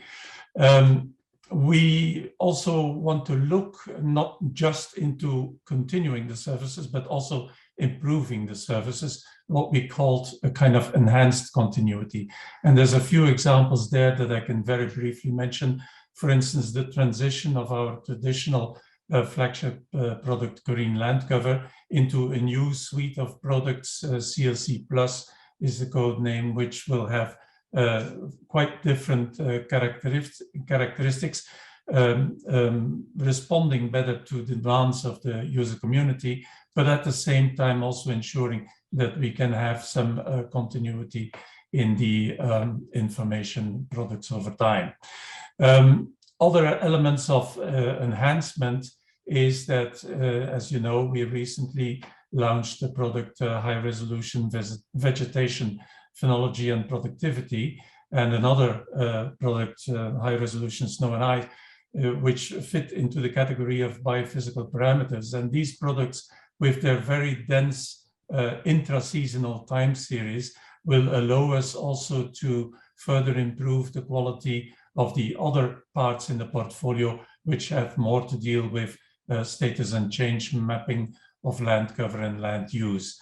So that's something that we will continue to implement as well over the coming years. What we obviously also would like to do and will do is to increase the update cycles of some of the products, and we'll already start with the Urban Atlas, which used to be produced every 6 years. It now becomes every 3 years. And also in the domain of the high resolution layers, for instance, where we had 3 yearly updates, this will move for some of them into yearly updates. So there's quite some evolution to be seen. In terms of, let's stick to these buzzwords, ambition. In terms of ambition, I think in the case of the CLMS, it is basically the evolution that we see towards the kind of near real-time information provision. We made our first steps with this HR VPP and HR Snow and Ice, but that's definitely a trend that we will continue developing. And in order to be able to develop that, we also have to start working now more and more. It's already in some products, but we'll have to extend it to other products. The inclusion of artificial intelligence, machine learning, and all this into the production workflow of some of the land monitoring products. All of this, needless to say, one needs a good cloud environment. So moving everything into the Mecator DS is also high on our agenda. Last element, just to be very brief, new in our contribution agreement, yes, finally, is that we have now an explicit chapter on user update. We were the only service in the past that unfortunately did not have a chapter on user uptake. We still did some stuff with the limited means we had in the past, but this now becomes a very important element in the work for the coming years, all the more because the agency has the ambition to really support the Commission a lot in the implementation of the European Green Deal. And yeah, there's quite a bit that can be done there from a CLMS perspective. And I'll keep it short to that. Thanks a lot, Hans. I will now move to you, Kate. So you are not in charge of the Copernicus service, but you are in charge of IMONET Secretariat of IMONET, which is a major European initiative, and we have a lot of collaboration with the Copernicus Marine Service, and we will continue and we'll develop them further. So could you start summarizing the plan of IMONET for the next the coming years? Yes, thank you very much, Pierre-Yves and all. And firstly, congratulations to Copernicus Marine on all the achievements in the phase 1 and for the meetings this week, marking the kickoff of your phase 2.0. And we're really looking forward to collaborating and strengthening those partnerships. So I'm representing the European Marine Observation and Data Network, which is probably all of you know is a European Union in-situ marine data service funded by the European Commission, DG Mare. And it's working very closely in collaboration with Copernicus Marine to deliver the European marine data space. The main planned evolutions and developments in the coming years, IMONET has just kicked off a new phase as well with many of the thematics and data ingestion and secretariat as well in a new phase. And to quote some of the previous panelists, there's also continuity, but also centralization in the picture in the evolution of IMONET in the coming years, consolidation and impact, both for the user community and also for wider society. So in terms of the first priority of continuity of service, over the past decade, IMONET has really built up an unparalleled expertise and diversity in situ marine data and data stewardship. So the really important aspect for IMONET is really to continue this offer. It's really important for the large user base, which is not only working with Copernicus for serving the validation of the remote sensing community and modeling, but also the much sort of user base that is needing more delayed, integrated, standardized in situ data sets for use in, say, policy assessments, marine strategy framework directive, marine spatial planning, etc. So that's the first to say, and then IMONET will also be expanding to include more parameters.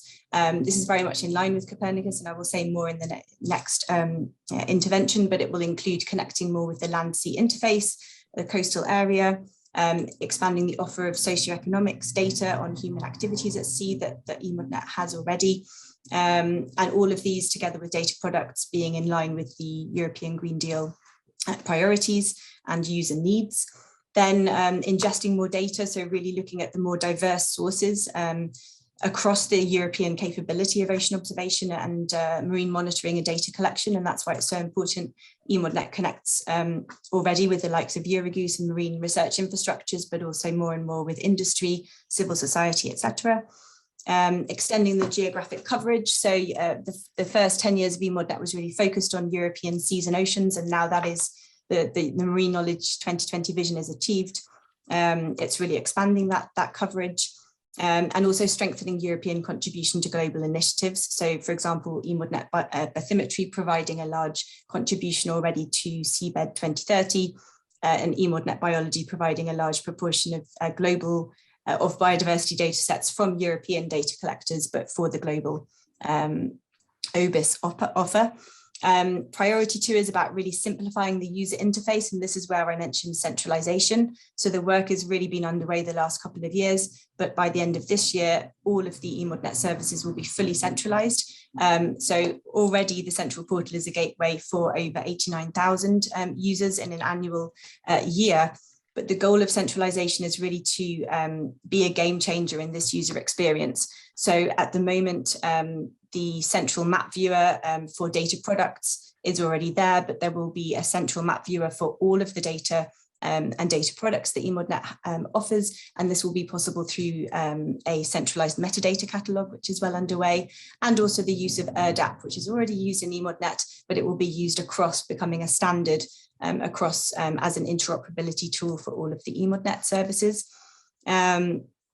And that doesn't mean that all the data will be stored in a central database. It's really going to be through this federated distributed data infrastructure, and all of the expertise across the network will remain. Then priority 3 will be the consolidation of the offer, really strengthening the pathway to impact. So eModNet has moved to the EC Internet domain and has become an official service of the EC under that Europa domain.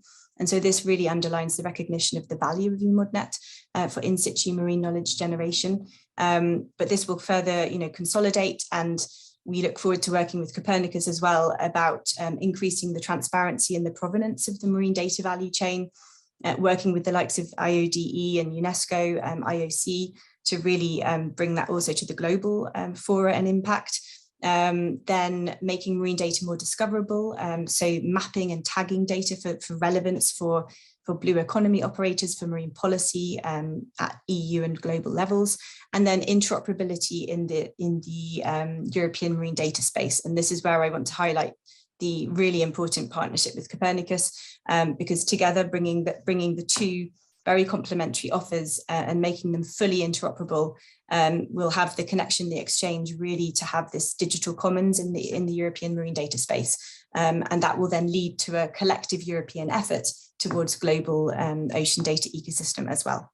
So I will finish there. Thanks a lot, Kate. And indeed, a strong partnership between Copernicus Marine Service and eModNet. I will now move to the second part of the roundtable, and I will ask you to provide, possibly shorter answer, which will deal, with, as mentioned, that one of the objectives we have in Copernicus Marine Service is to ensure that we organize interfaces with the different services. So Marine Service as a provider of information for the other services. So I will ask first to you, Carlo, what actions, specific action we plan together, between the climate change service on Marine Service to organize this link between the ocean and climate. So, Carlo? Yeah, thank you, Pierre. Well, I think there are 3 elements I want to highlight here. The first one is that, yes, continuity, but we are also operating in a world that has changed, in a world where resources are more challenging. So we have a practical and I would say also ethical responsibility to be sure that we use the resources we have very efficiently. So in that sense, for instance, the work we have done in the past with the emergency management service in ensuring that there was a coherent proposition on land hydrology, I think is a good model to work on. And the natural point of contact, the ocean is a key part of the climate system. And so the natural point of contact between the 2 services is really looking at ocean ECVs, so the essential climate variable for the oceans. So far, we have progressed independently between the 2 services, with the essential ocean variable and the essential climate variable being procured and generated independently from one another. And now it has been already a few years where there's been a strong coordination between the 2. We want to take this coordination a step further and ensure that there is a coordination on the procurement level, that there is some level of joint procurement on these ocean ECV. So for me, that's probably the low-hanging fruit there. And we have been discussing over the last few months on how to do it. So that's one. I think there are at least other 2. One is closely related and has to do with the element I was describing, so the state of the climate report. We have worked closely in the past on that, and the paper on sea level that we wrote together with Angélique is an example of that. I think there is convergence there, something we can work more closely on.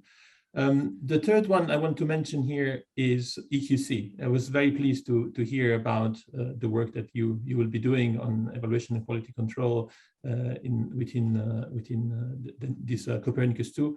This is something we have invested heavily on during Copernicus 1, and I think only the tip of the iceberg is visible at the moment, but there is a lot of institutional knowledge on what we have done that we are very happy to share. And the idea of having pan-Copernicus approach to quality assurance and quality control, I think is a very good vision, and a vision we fully support, and we'll be happy to working with you and the other services on that. The last one, and I think Jean-Noël will expand on that later on, is what has already been mentioned in relation to the thematic hub and the knowledge center, because from the talks today and from what I was saying before, the Arctic is certainly an area of common interest and an area where I do expect to work very closely with you in the future. Okay, thank you, Carlo. Indeed, I mean, this is areas where we will be working together, I mean, closely on this one, on a quality control, on also this activity on fitness for purpose is certainly something we need a collaboration between the different services. I will now move to Vincent Henry, I mean, to maybe summarize the specific actions we will be working together over the coming years to improve the link or develop the links between the marine service and the CAMS and also the future CO2 monitoring service. Vincent Yes. Henry? So as Craig Donlon in the previous panel recalled, there is a very important interface at the ocean and atmosphere in reality, and thus it should exist also and shape the interaction between CMEMS and CAMS. In the first phase, I think we were lacking maturity on both sides. On our side, the quality of deposition fluxes that we could provide you, and on your side, the development of the biogeochemistry science.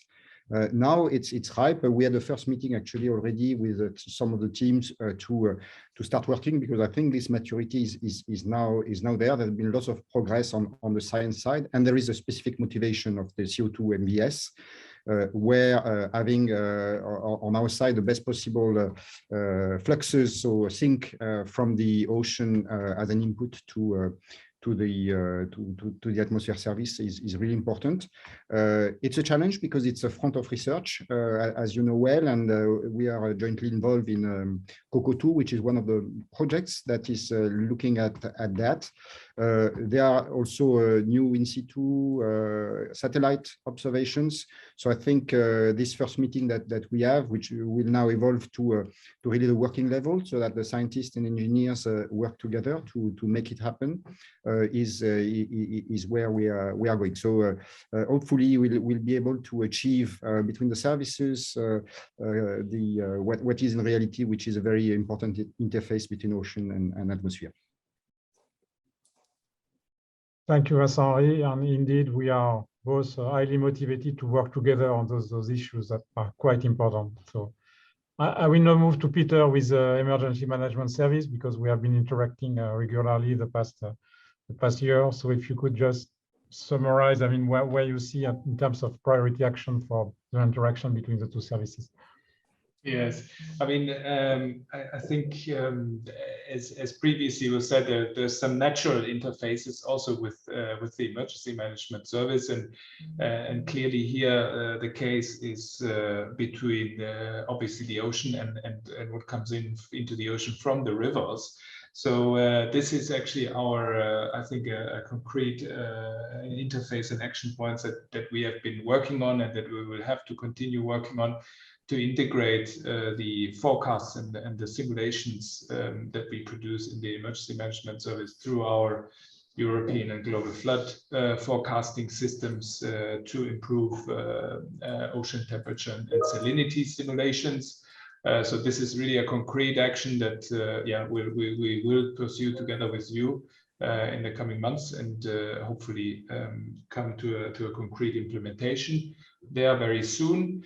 And the second thing is a little bit looking into the future. What I mentioned before is the coastal area. So here, this is something, an ambition that we have, and I may say an ambition together, is really work, improve the services and products Copernicus can provide on the coastal zone. So for coastal flooding, there is currently a Horizon 2020 project ongoing for the evolution of the emergency management service, which is explicitly looking at coastal flooding early warning. So together with the project consortium and with hopefully good outcomes, we will to see and evaluate and assess whether we can integrate something like that into the operational Copernicus EMS and CMEMS product. So these are the most concrete, I would say, actions and interfaces with the EMS. Thanks, Peter. Those are concrete, but quite important, and we are, again, eager to work with you on those interfaces.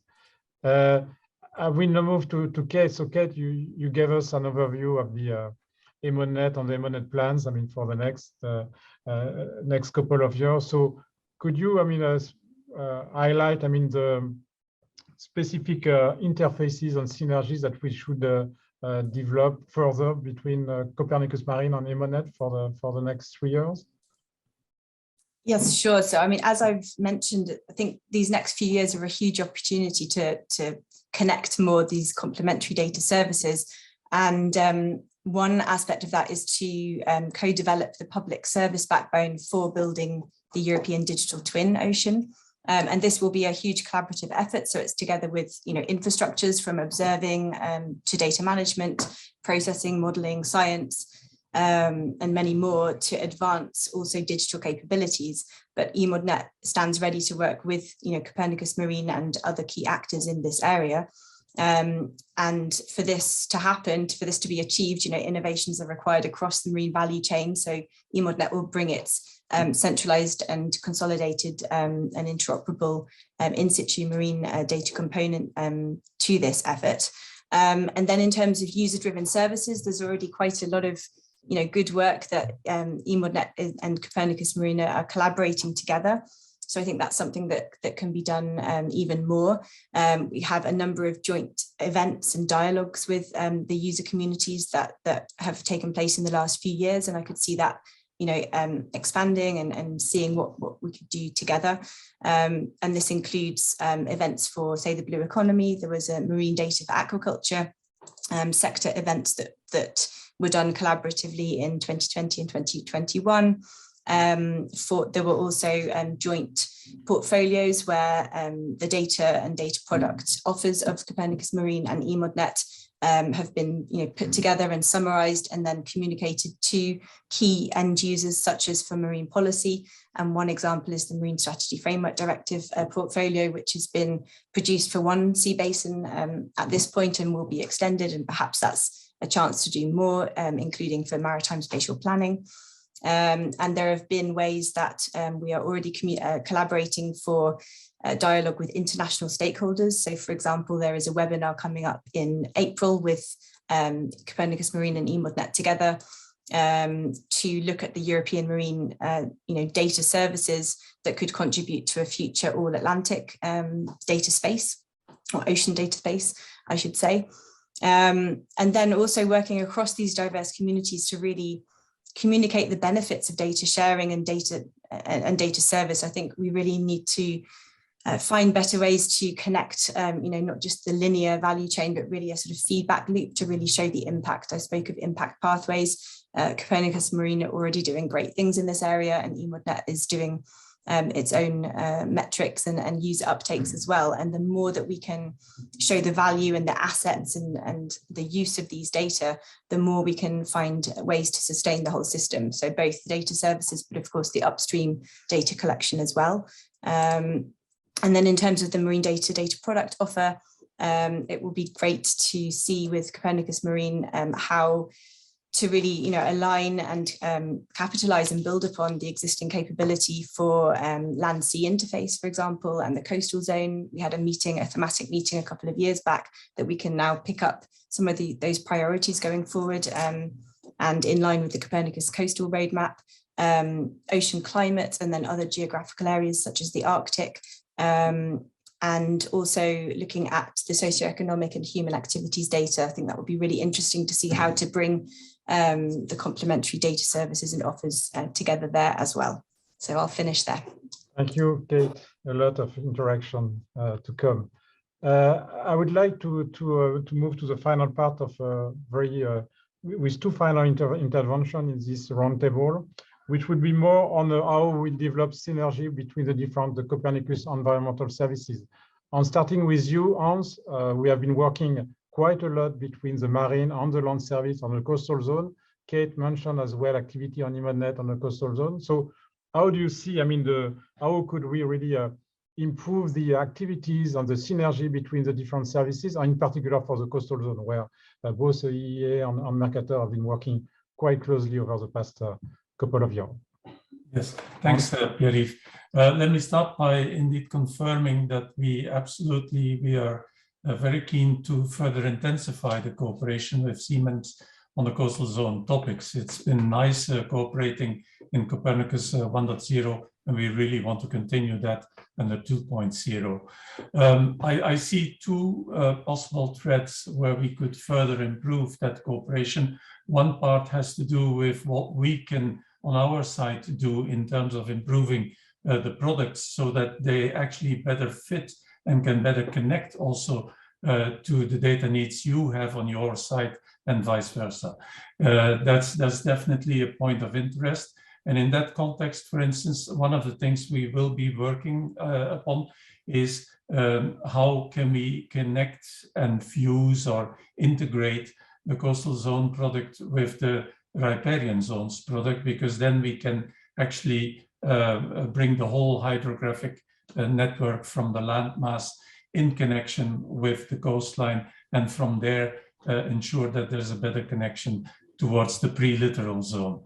A similar thing we are envisaging with EU Hydro. We've been discussing this in the past and done a few tests actually, and now we feel that we are ready also to further implement that and make the EU Hydro dataset a dataset that can really function to provide, let's say, the discharge information that we are collecting through the Water Framework Directive from the member states, bringing that, at least in the European context, bringing that connected to EU Hydro, and by doing so, providing you better discharge information at the point at the river mouth, basically into the sea basins. So that's, let's say, this is the kind of things that we are considering. Also, for instance, a better alignment of the products in the global part of the portfolio with the pan-European part, that both relate to the water topic,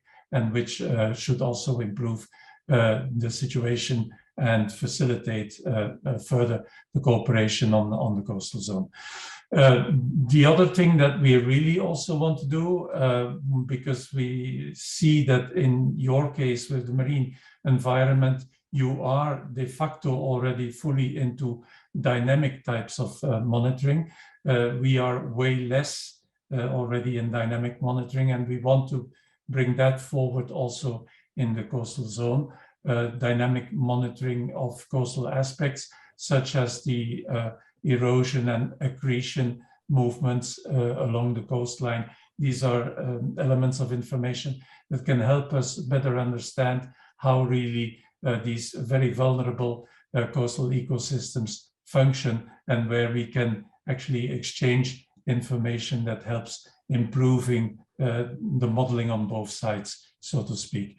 The way we want to do that, I think definitely the thematic hub on the coastal zone would be an excellent instrument, where we are more than willing to cooperate and to provide whatever we can to make that a successful thematic hub. But of course, there are other initiatives that can be considered. We have been discussing already a few times in the context of the Med7 countries, for instance, for the Mediterranean basis. I think that there as well we can take some joint initiatives really to further cooperate and improve the information basis on the coastal zones. And I'll just limit it to that in the interest of time.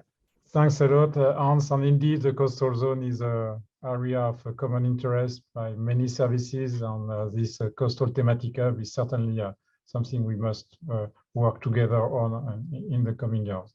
I think it's time to close. I would just ask a last question to you, Jean-Noël, maybe on really to also remind the different activities that we have between the services to develop the synergy. So we mentioned the thematic hub, we mentioned the WKO platform, and so on. So maybe to give your view on this, how the different environmental services should work together in the next 7 years.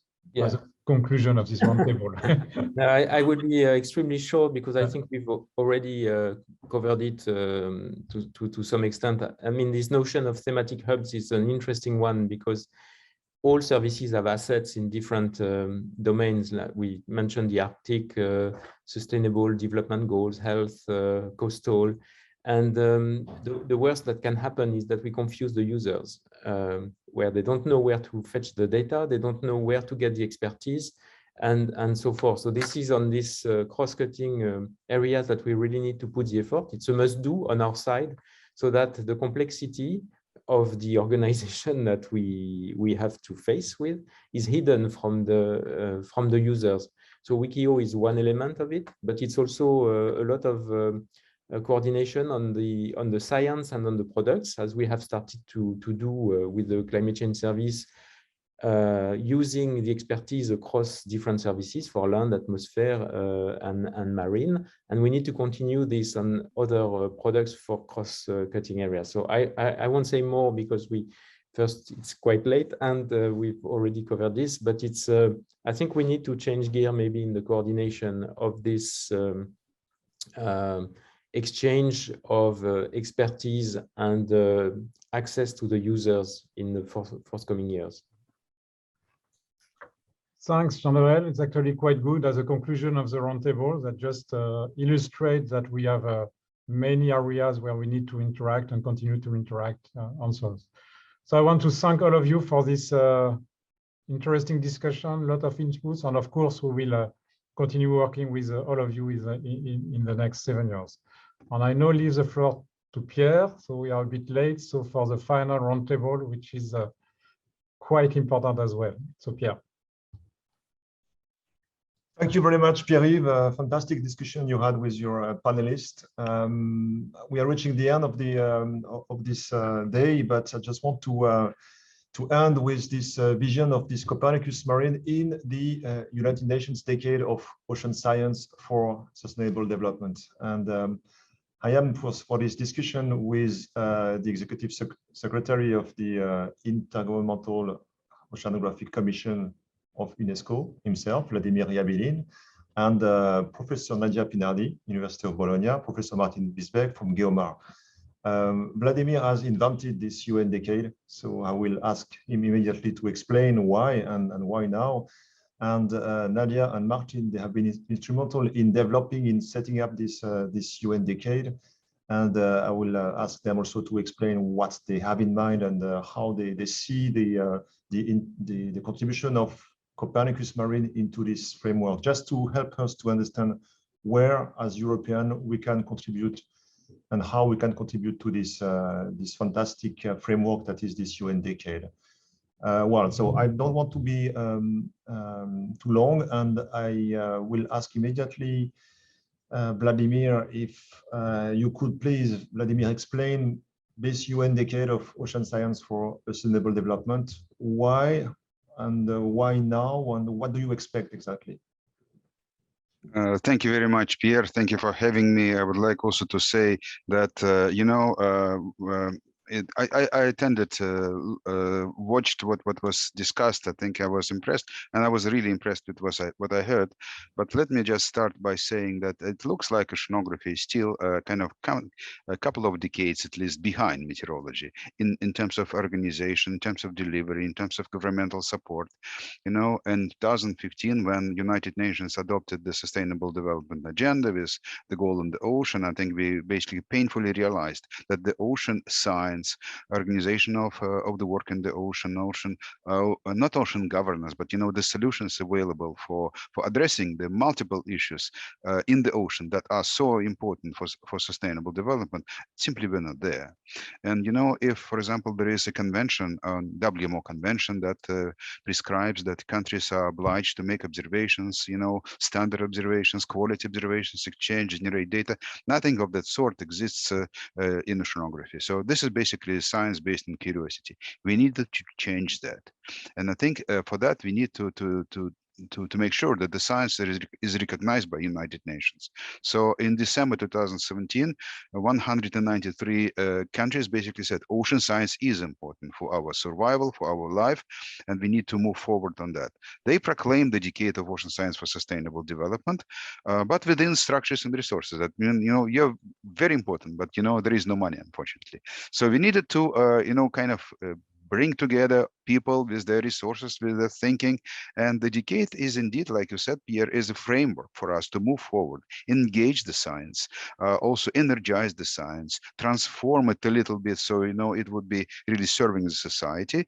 And this is happening because with thousands of people, hundreds of organizations, dozens of countries, we're able to generate the implementation plan for the decade. We have already 31 decade programs. And I think this is the movement that is probably a larger movement than in the history of oceanography since I would say the creation of the world. And I think this also creates for us a possibility now to start developing a value chain of oceanography in which we would move forward from observations to data exchange to assimilation, reanalysis of data, this pool of users. This is creates the framework. So what you do is critically important and a direct contribution to the decade of ocean science for sustainable development. And every word in that definition matters. United Nations Decade of Ocean Science for Sustainable Development. Thank you. Thank you very much, Vladimir. And energize the science. I can say it works already. I mean, there is something that is happening. And I just, maybe Martin, you could illustrate this for us. Thank you first for being with us now. And well, you're a professor of oceanography, but you have decided to be involved and to push for this UN decade. So can you maybe explain your personal involvement? You're running one of the programs, I know that, but maybe more on what changes for our marine community do you want to foster through your own action? Please, Martin. Well, thank you, Pierre, and that's really fantastic. Congratulations first to the Copernicus activity phase 2. I mean, that's a huge achievement for you, so congratulations to all of you. And thank you for having me here. For me, I think as Vladimir said, it's really an exciting beginning of a decade. And Vladimir, I really like the first logo, the ocean we need for the future we want. That's why we're doing it, but we really want to focus about how is that human-ocean relationship to be changed, transformed to be more sustainable, to be more really working towards the future. And that then comes exactly with the mandate, Pierre, very close to what we're going to discuss here. That is, what is the science we need for that ocean that we want? And because we're at the UN, I think, and that's a very important message that I want to send to you all, in particular us Europeans here. At the UN, we have this logo, leaving no one behind. So also the UN Decade of Ocean Science is not just to advance the high-tech capabilities, the observing system that a few nations can afford, but also to share the data and the information and make it really equitable and transformative around the globe. Me personally, as Vladimir said, it's just fantastic to be part of such an initiative that gives us much more of a platform to be visible to others, not just our own community, and how we can actually make a difference.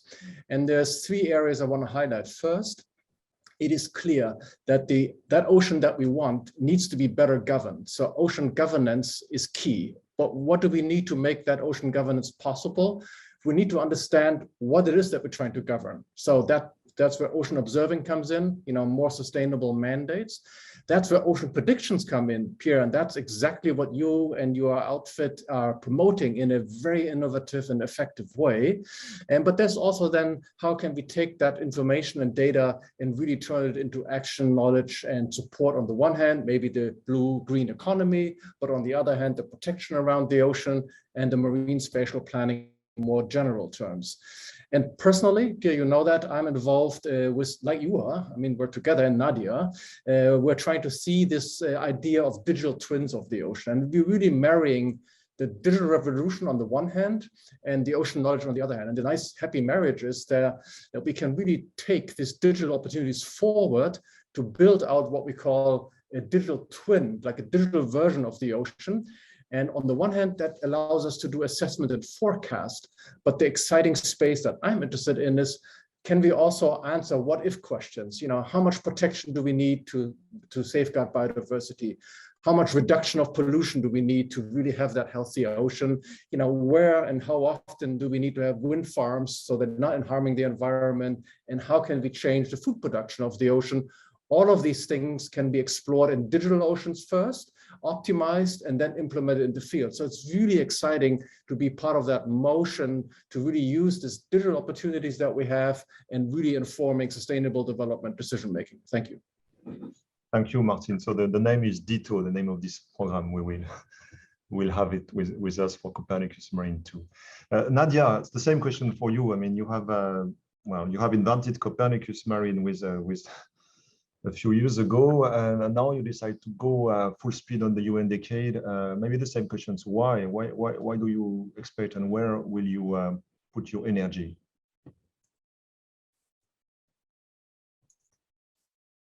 So are you with us, Nadia? Nadia, unmute. So thank you, Pierre. Sorry, I lost some time. Sorry, thank you. So this wonderful Copernicus, this is really fantastic. Is a dream coming through, and it's great that it is Europe taking the lead. And I'm said really with many meanings about this, because we are capable of making it available to everybody. So let's say, I mean, after the words of Vladimir and also Martin, I would like to tell you my own view. It's a small view, meaning that the ocean decade is a very important moment for the science community. I always leave that event with a lot of emotion. We can realize experiments during a decade that are impossible normally, because everything comes together to get major understanding and major steps forward. In my student time, the results of the UN Ocean Decade of the 70s, that at that point was called International Decade of Ocean Exploration, were crucial. The decade of the 70s mapped the ocean mesoscale, the events at the ocean mesoscale, showing for the first time the necessity of doing forecasting, made my thesis possible, with many people questioning, why did we need forecasting? Well, we do, because the ocean is eventful and is full of mesoscales, and we need to have a continuous consideration of its state. It's not a climatology. So we discovered that in the 70s, and we put together 80s and 90s, first of all, the satellites, second, the observations. Now we have another UN decade, more challenging than the past. We must address a sustainable ocean and support a healthy and safe humanity. Healthy and understandable oceans are a big component of a healthy humanity. They're a big component, we know that. So the dream is that this UN decade will contribute to step forward our understanding in a sector of, in a part. This is a dream of many of us, I guess, and it is the coast. I think we have to face the coast. We have been far from the coast, so that we can finally understand basic ocean processes at the coast and their complex interaction with the land hydrological cycle, with the human activities that develop especially there. In the 80s and 90s, ocean coasts seemed to be something for engineers and were of little concern to oceanographers, with some notable exceptions. But we know that these fragmented solutions in the coast did not match the expectations. On the other hand, we realize also that the coastline complexities shape the ocean currents, affect the long-term ocean vertical circulation of the ocean, and after all, the ocean climate. So I think my guess is I want to work for the coast in the decade. Thank you. Okay, thank you, Nadia. Thank you very much. I was not aware of this previous UN decade. And if thanks to this one, we have new Nadia Pinardi thesis, I mean, we will create a new generation, which I believe will be the case. I mean, it's fantastic. Martin, you're part of the of our advisory committee, so you know exactly what is the power of this Copernicus Marine community, where we decide to work all together. So where do you think we should put our energy for this UN decade? Where do you think that we could maybe do more than what we have in mind? I will be happy to hear from you some, well, your insight on this. Yeah, Pierre, first of all, I mean, I think I would agree with Nadia. It's just fantastic that we are getting increasingly well organized in Europe, and that is thanks to all the Copernicus activity, you know, the Marine Service being one of the ones that I know best, and working with you has really been a pleasure. But now that we have the decade, I think there's 3 areas I would highlight. On the one hand, it's become very clear that that we're building on the capabilities of the forecast systems that we have, which are largely done in the dynamics of the physical space. And now we have biogeochemical capabilities increasingly available. But it's clear when we talk about the healthy ocean, it also means quite a lot. The ecosystems, the ecology, and the coastal domain that Nadia was pointing out towards. So I think the developments that are already planned, and I really encourage us to really be ambitious there to enter that space. That's really hard from a forecasting point of view. But I will say that the new tools about marine machine learning, AI, open up new windows that we didn't have 15 years ago. So I think that will be exciting, and also new capabilities of observing the biodiversity for citizens and other means is also an area I think that we can develop together. So that's on the substance matter. But I think on the second one, I think the decade also allows us to bring in new reasons why we do that. And I mentioned 2. I mean, one is supporting marine spatial planning and everything that goes around it, that is making sure when the plans are done that they actually get executed and maybe refined if it needs to be. I think that's an area where I think we can see more growth, and that's where it's more than just forecasting. It's really asking this, what would be a good setup to support that? So I think that's an area that we're set up already in the Copernicus system, but we can add maybe through projects some elements there. And the last suggestion I would make, Pierre, and I know it is already in your mind, Europe has a couple of areas that we feel are sort of our backyard. And I don't mean the Europe as it is say, you know, the Federation of Nations. And what is our backyard? I think it crosses the Atlantic, so that's partnerships with the US, with Canada, but in particular the African countries, both in the Mediterranean side, but also on the Atlantic side, should be key partners and beneficiaries of the Copernicus services. So in practice, what does that mean? Today, I'm actually sitting here in the Cabo Verde Islands, and it's my colleagues here next door. They don't really know what Copernicus Marine Service gives to them. They never had a training, how to use the data. So it's efforts like that to really make that capability that is much, much more interesting and exciting for them to actually be usable for them. I don't want them to get consultants to come here from Europe. I want them to build their own workforce, the students and people here to get trained how to use the data. It is free for all, Pierre, which is fantastic, but they just don't know exactly how to use it. So if we can imagine or build in some trainings for our friends and partners in the near environment, I think that would be a fantastic contribution to the decade, because when Vladimir and I sit in decade committees, the question we get most asked, how are we supporting small island development countries, which I call large ocean states? How are we supporting the global south? And I think we can also, in the Copernicus world, do a little bit there. Super, excellent. Thank you very much. Very clear, Martin, and I fully support. Well, Nadia, what do you think yourself about this contribution of Copernicus? Where should we drive this? Well, I mean, what Martin is definitely a key point. Copernicus, in any case, will play a key role because it is offering a unique source of information to everybody helping the integration of observations and models in the correct way. It is information for all, essential for all. We need to do more capacity building, and I hope that we will make it more and more accessible with the years. So now, we have a program in the UN decade, the Cost Predict, that will take maximum advantage of Copernicus.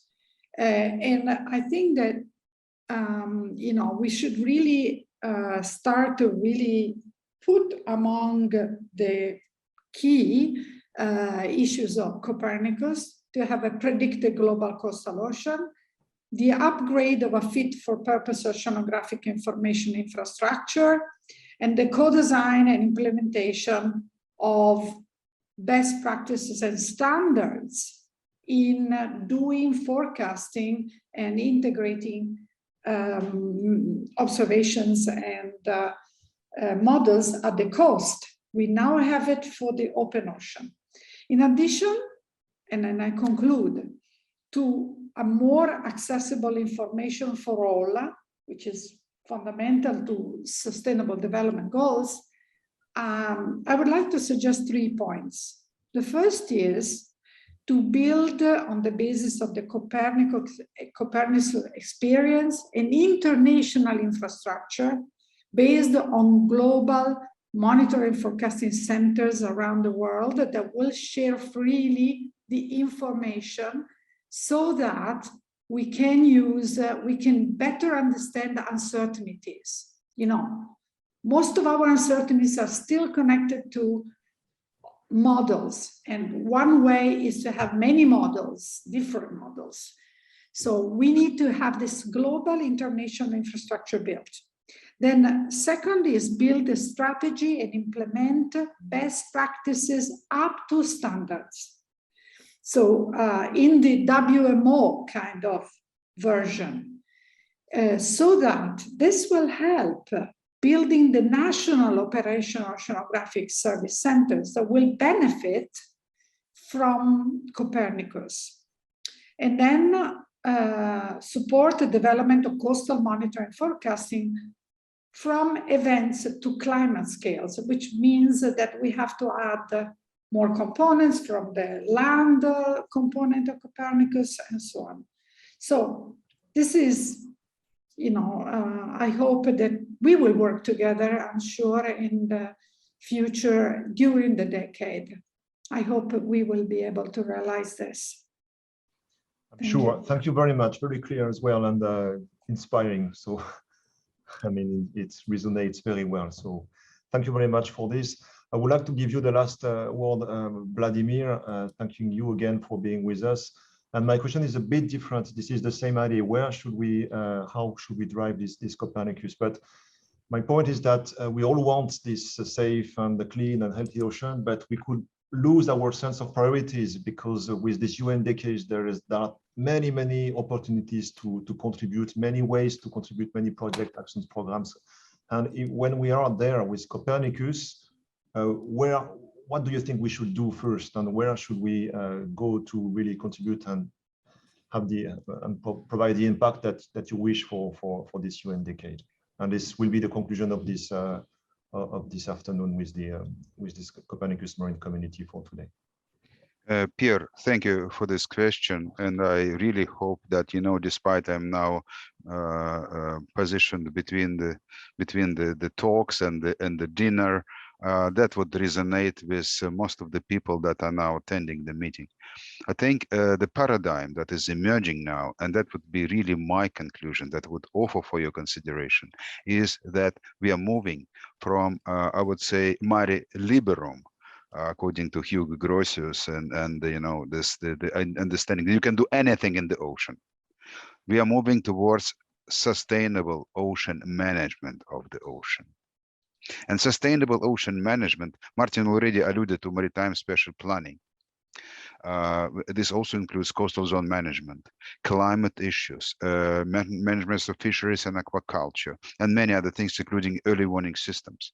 So already 16 countries in the world committed to start managing the exclusive economic zones sustainably. This is a wonderful political commitment. To be honest with you, nobody really knows how to make it except maybe just few countries. And we need to learn and also teach the world how to manage the ocean sustainably on the basis of plans. And that definitely requires transparency and in decisions, and also support to decisions. And what Copernicus 2 can do, I think you can really serve as the leading edge of that movement towards creating digital twin of the ocean, spreading the best practices, moving forward towards creating products that will be useful for, once again, sustainable ocean planning. And this is the paradigm that is emerging between science, between politics, between economics, and also between, I would say, human relations with the ocean. And despite I'm a mathematician, you know, I also remember my absolute delight when we kind of programmed a model for weather prediction, and then it started really to predict weather. That was amazing. And I think this is what your inspiration is coming from. Yet there is now a new turn in this. This is all ethical. This is all about also human development. So with that vision, the ocean will help us to live better, but we need also to start managing the ocean sustainably. And you will be playing a leading violin there. But at the same time, leading violin should be in an orchestra. And we will definitely work with many countries to add more energy and would like just to repeat, Martin, leaving no one behind, but you are at the edge of that, at the leading edge. Thank you. Thank you very much, Vladimir. Thank you. Martin, Nadia, and Vladimir, your words are very important for us. And well, I'm very happy to have this opportunity to hear from you. Thank you very much, frankly, sincerely. Thank you. It's very important for us, and you've been very good, very clear, and very inspiring. So I just want to thank everyone for this afternoon session. I'm conscious of it is a long day, and for all our partners and contractors, you will have a full day of work tomorrow. But thanks again for the speakers. Thank for the team backstage organizing everything. Thank to you, Pierre, for moderating most of this afternoon. And everything has been registered. You can play with the platform. You can go back later. You can download the different talks and dive again in everything. You can see the Q&A and see what kind of replies, etc. So please play that. It will stay online for, I think, more than a few months. So you can realize after 2 weeks that you want to come back and see what was said by Nadia, Martin, or Vladimir. It will be made available. So thanks again. I'm closing now this session and this day.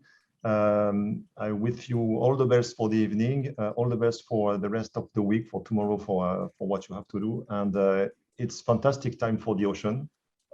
We have lots of very encouraging and high-level guests, including Vladimir, wishing us all the best. In return, be sure that we, with this Copernicus Marine and the trust that we have from the European Commission, we will do our best to implement and I mean, design and create and implement the solutions that we need for the ocean we want. Thank you very much for this. Bye-bye, and have a nice evening. Bye. Thank you.